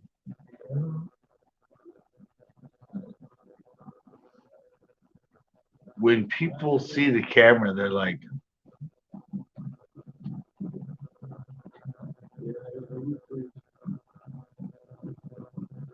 but the reality is when they see the camera, they're like, they can't believe that I have a camera.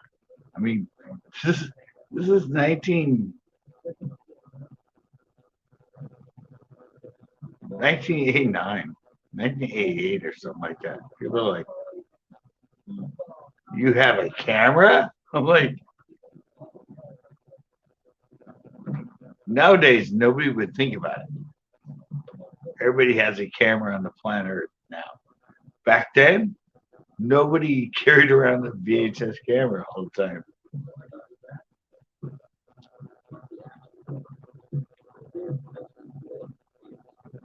All right, Chaz. Yeah, I'm getting ready to do a bunch of like um, documentary type videos and stuff about this, but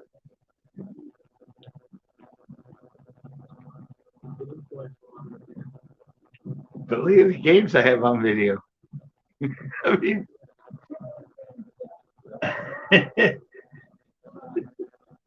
I mean, I've been a YouTuber since 1986.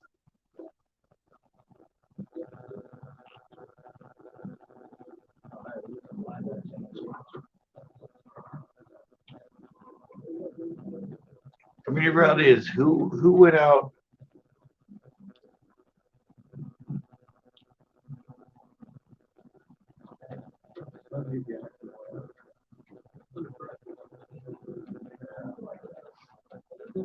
No, but I mean, no backroads. This is like this is prior to that. Nobody back then even knew what a camera was, or if you had a camera, they were like,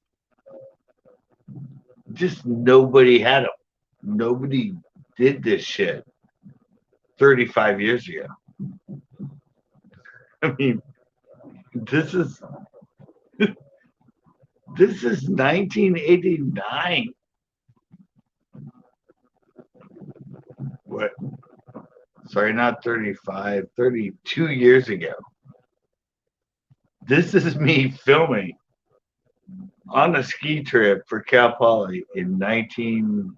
I don't know if it's 89 or 88. And if you actually watch this, And you see the reaction of people, they're like,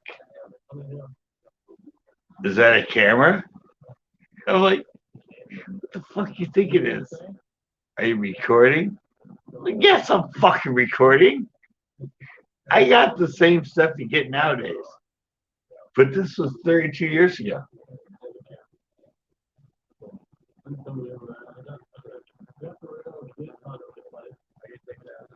See, that's why I said I was the original. I've always been a vlogger. I've always been a videotape guy. Since I had a camera in 1986.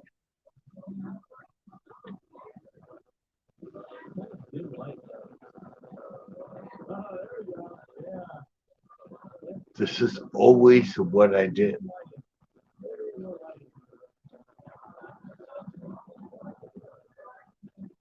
It wasn't about,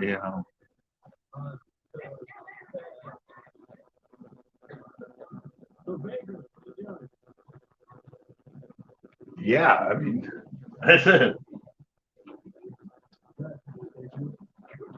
These tapes that I'm holding right here, and this was just totally random. Scott TV video. This tape is like 35, 30 years old.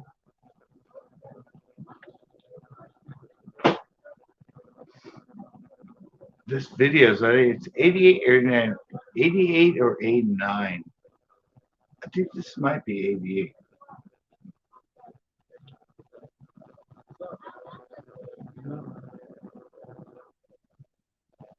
One of my,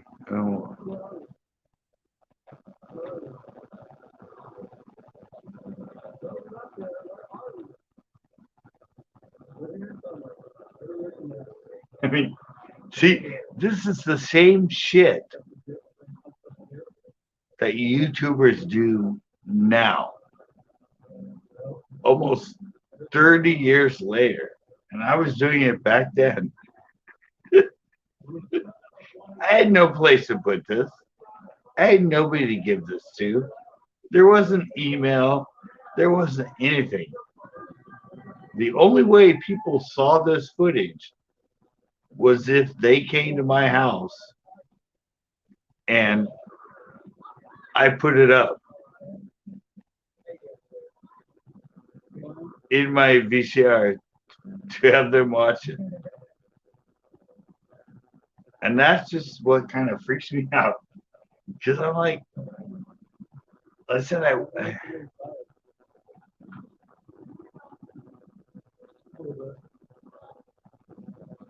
this is exactly what people are doing now. Almost 30 years later. It's just crazy.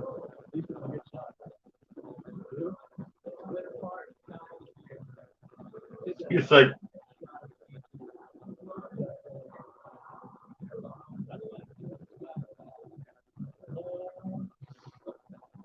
this was my first thought when I got my camera at 86 was to be and do this, to just not film family events and graduations, everything else. What I had a camera, take it out, film, have fun, just capture stuff, which is now what's vlogging on YouTube. And YouTube didn't out until 2005. So, yeah, at least, I don't know, 12, 13 years before YouTube even existed. I was doing this shit.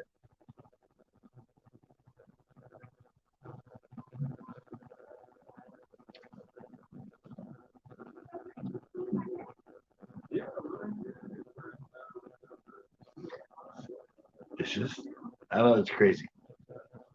I can go pee. I'll put you guys right there. Watch that. I'll go pee. I'll come back.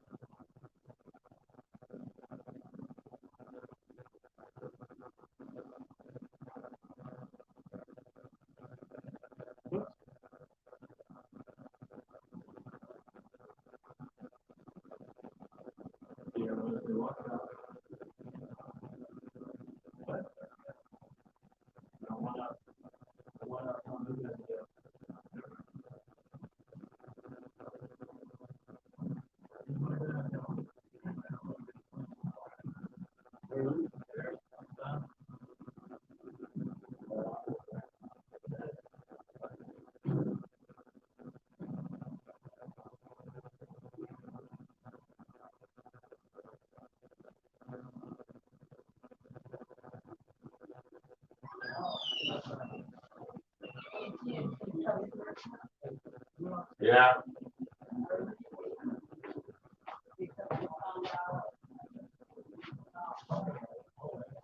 All right, guys, I'm back. Sorry, you guys, for watching me. Yeah, no, I'm gonna do a thing about.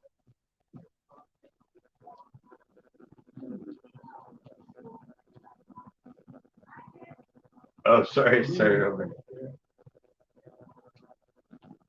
I didn't realize it would take me that long to pee, but yeah, I'm gonna. I don't know. I'm gonna make a documentary or something, or at least show this shit to people for the fact that um, I don't know. I've I've been blogging like 20 years before YouTube even started. This was just who I was. This is what I did when I got a camera in my hand. And that was 20 years before YouTube even existed.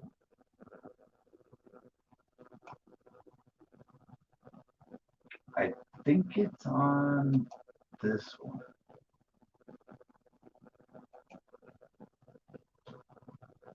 No. Isn't this one? I think it is.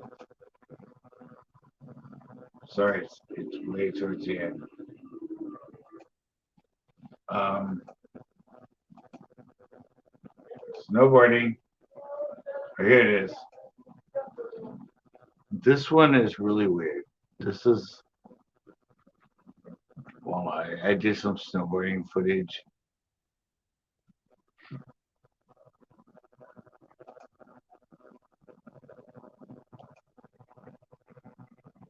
Right here, it gets really weird.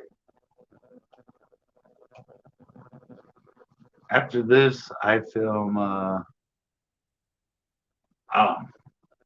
it's this is where I lived for 3 weeks in, and my girlfriend and her friend at the time were gothics and dark,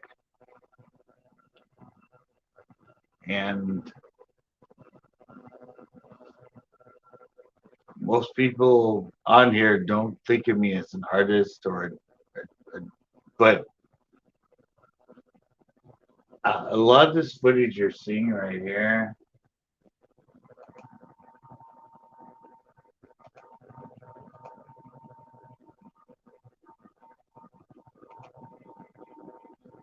A lot of this footage is my own art I did.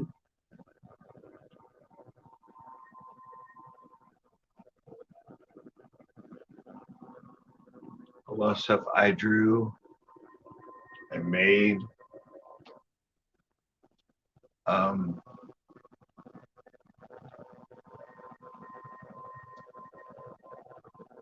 but it's really weird because I don't know. Most people don't know me as an artist and do drawings and other stuff and that, but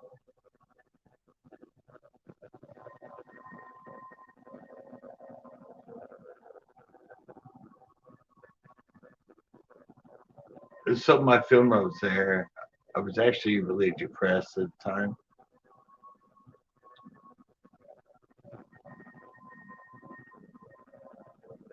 And I ended up making this video. Well, they're all the way. I filmed this with the music under it.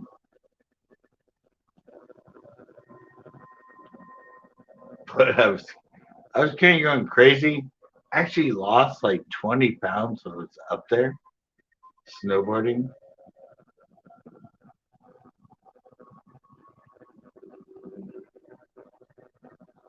You know, and it's just, it's kind of like you look back and you go, but who I am and who I was, the person I had to capture.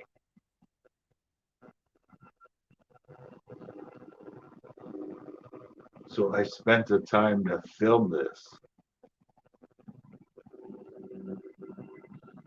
and sort of show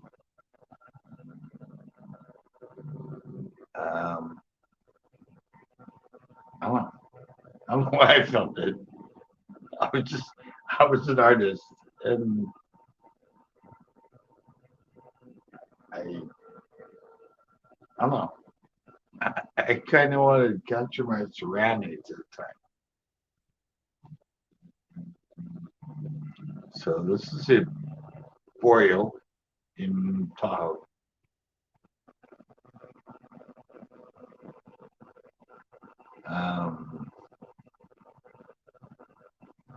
89.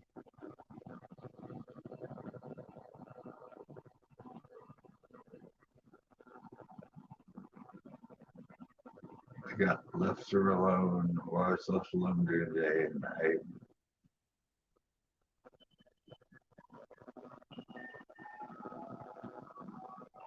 I captured this.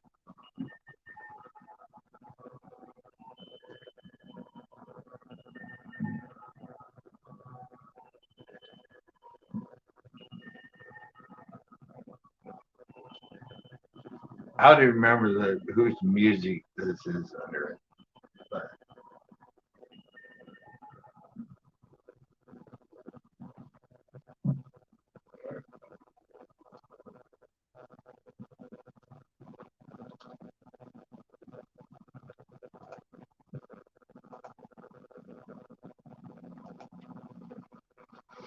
But okay, that's pretty much it for me being in here.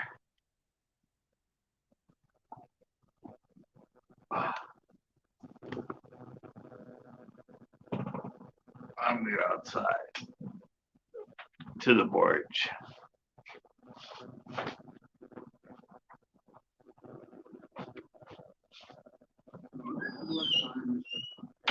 That was fun though. I mean, without a lost track record of success. And it's kind of another step to do what he did, become like in an inning that wasn't necessarily going to be his inning, but just kind of found yourself right in the middle lineup. He was certainly the right guy for that moment. But then to have him be so successful.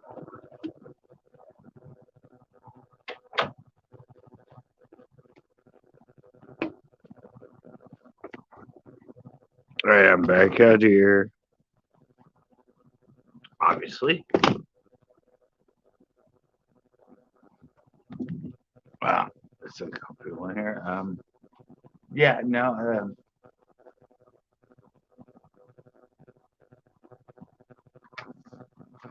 I don't know. That's just kind of what I've been.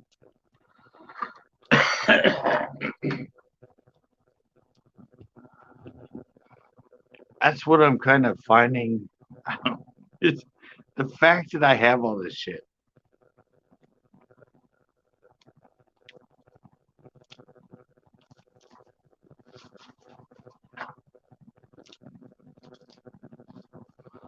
The fact that I have all this shit, and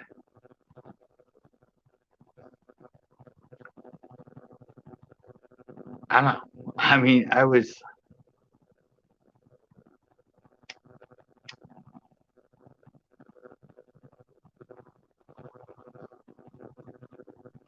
kind of like what I said. Like the second I got a video camera in my hand, even back then, that long ago, this is like mid '80s. Once I got the video camera in my hand, it was about what's called vlogging now. I mean, now every kid in freaking the world gets a phone or gets anything. That's what they do. They start vlogging. They start capturing everything they do, everything they do, everything they do. And yeah, that's what I did way back then. I got it and I used it.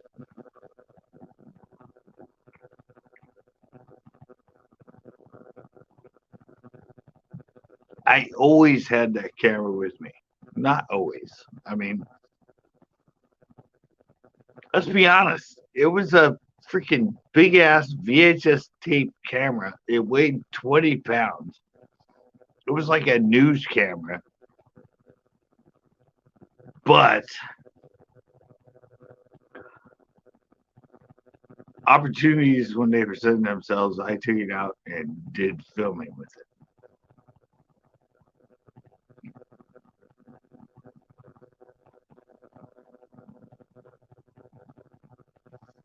That's the way I thought of a camera back then. Camera wasn't just to, I always say this, but capture Johnny eating peas or capturing your birthday party or graduation or a play or no, it was about vlogging your daily existence. Not maybe daily, but capturing just your daily stuff. Not daily, but every once in a while, or when you had a chance, you took it out, you filmed it, and you captured it. You just didn't, I don't know, everybody captured it like a home video. I didn't capture it that way.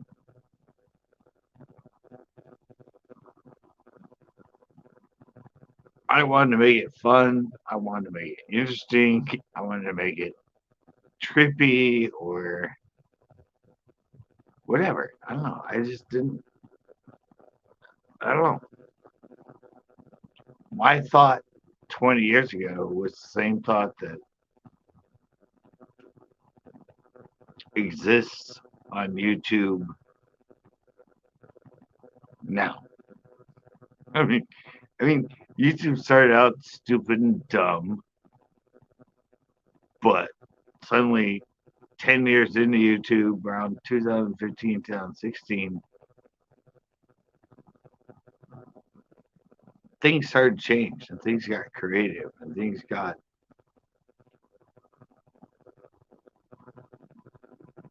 the way we see them now.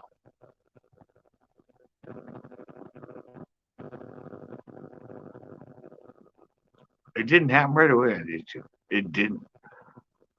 There are a lot of stupid people trying to mimic it, trying to be stupid. Pretty much how TikTok's going now at the time. I mean, TikTok's going back to how YouTube started with the stupid stuff people do. But when serious vlogging, serious everything else came out on YouTube, like 2011, 2010, 2011, 2012, something like that, when it had its birth and its first 5 years of existence, when you start getting creative people on there, people that took it to the level it's at now, like Casey Neistat and Oh, he actually started 2007 on HBO, but yeah, it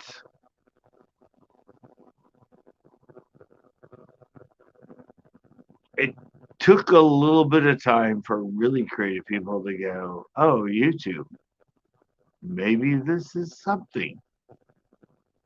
Maybe I should start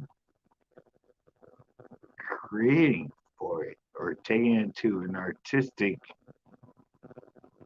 better off level than what's at now. And I said, I was doing that 20 years before YouTube. That was just my process of doing it.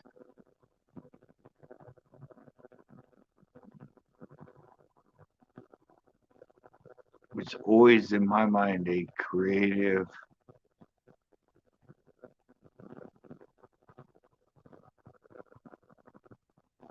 artistic endeavor.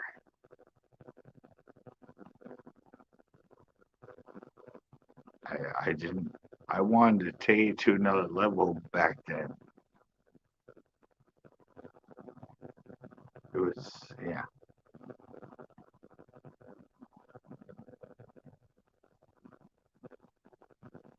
And I have, oh, that's right. Hmm. I have, I have, oh, I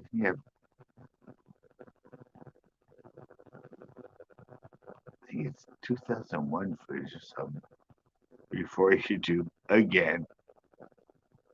Me capturing,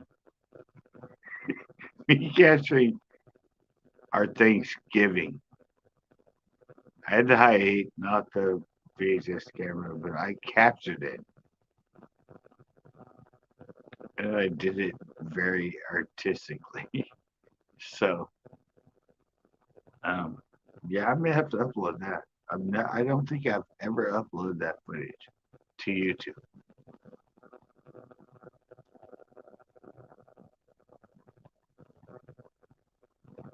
I actually have an original CD in my trunk because I made CDs and VCDs, put them in a DVD case, and gave them to all my relatives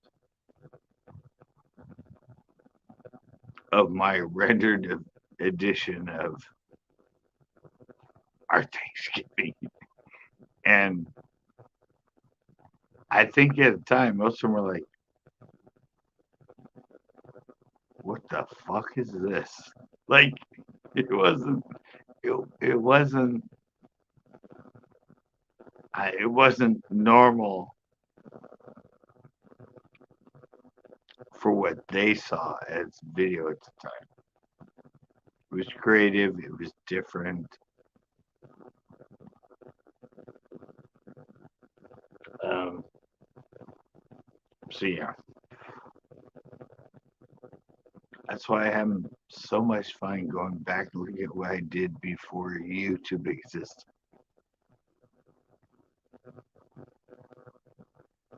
Shit I did before monetization and money or any thought of it being anything that would be something to me existed.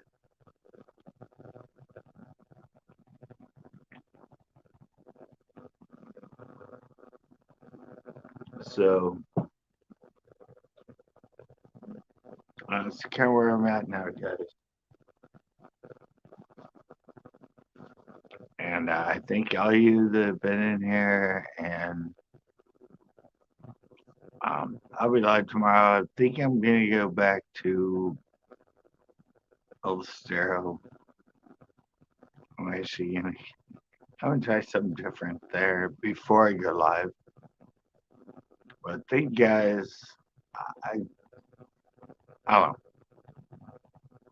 I hope you appreciate the fact that I want to, at this point in my life, look back at what I've done with video before YouTube existed.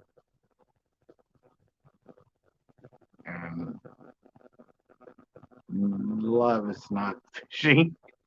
A lot of it's just vlogging, but I I really hope you guys enjoy the journey that I'm gonna start uploading. That's prior to my, I think, 2009 and above fishing venture on YouTube. I guess I'm out. I hope you enjoyed it. I'm back tomorrow. Bam!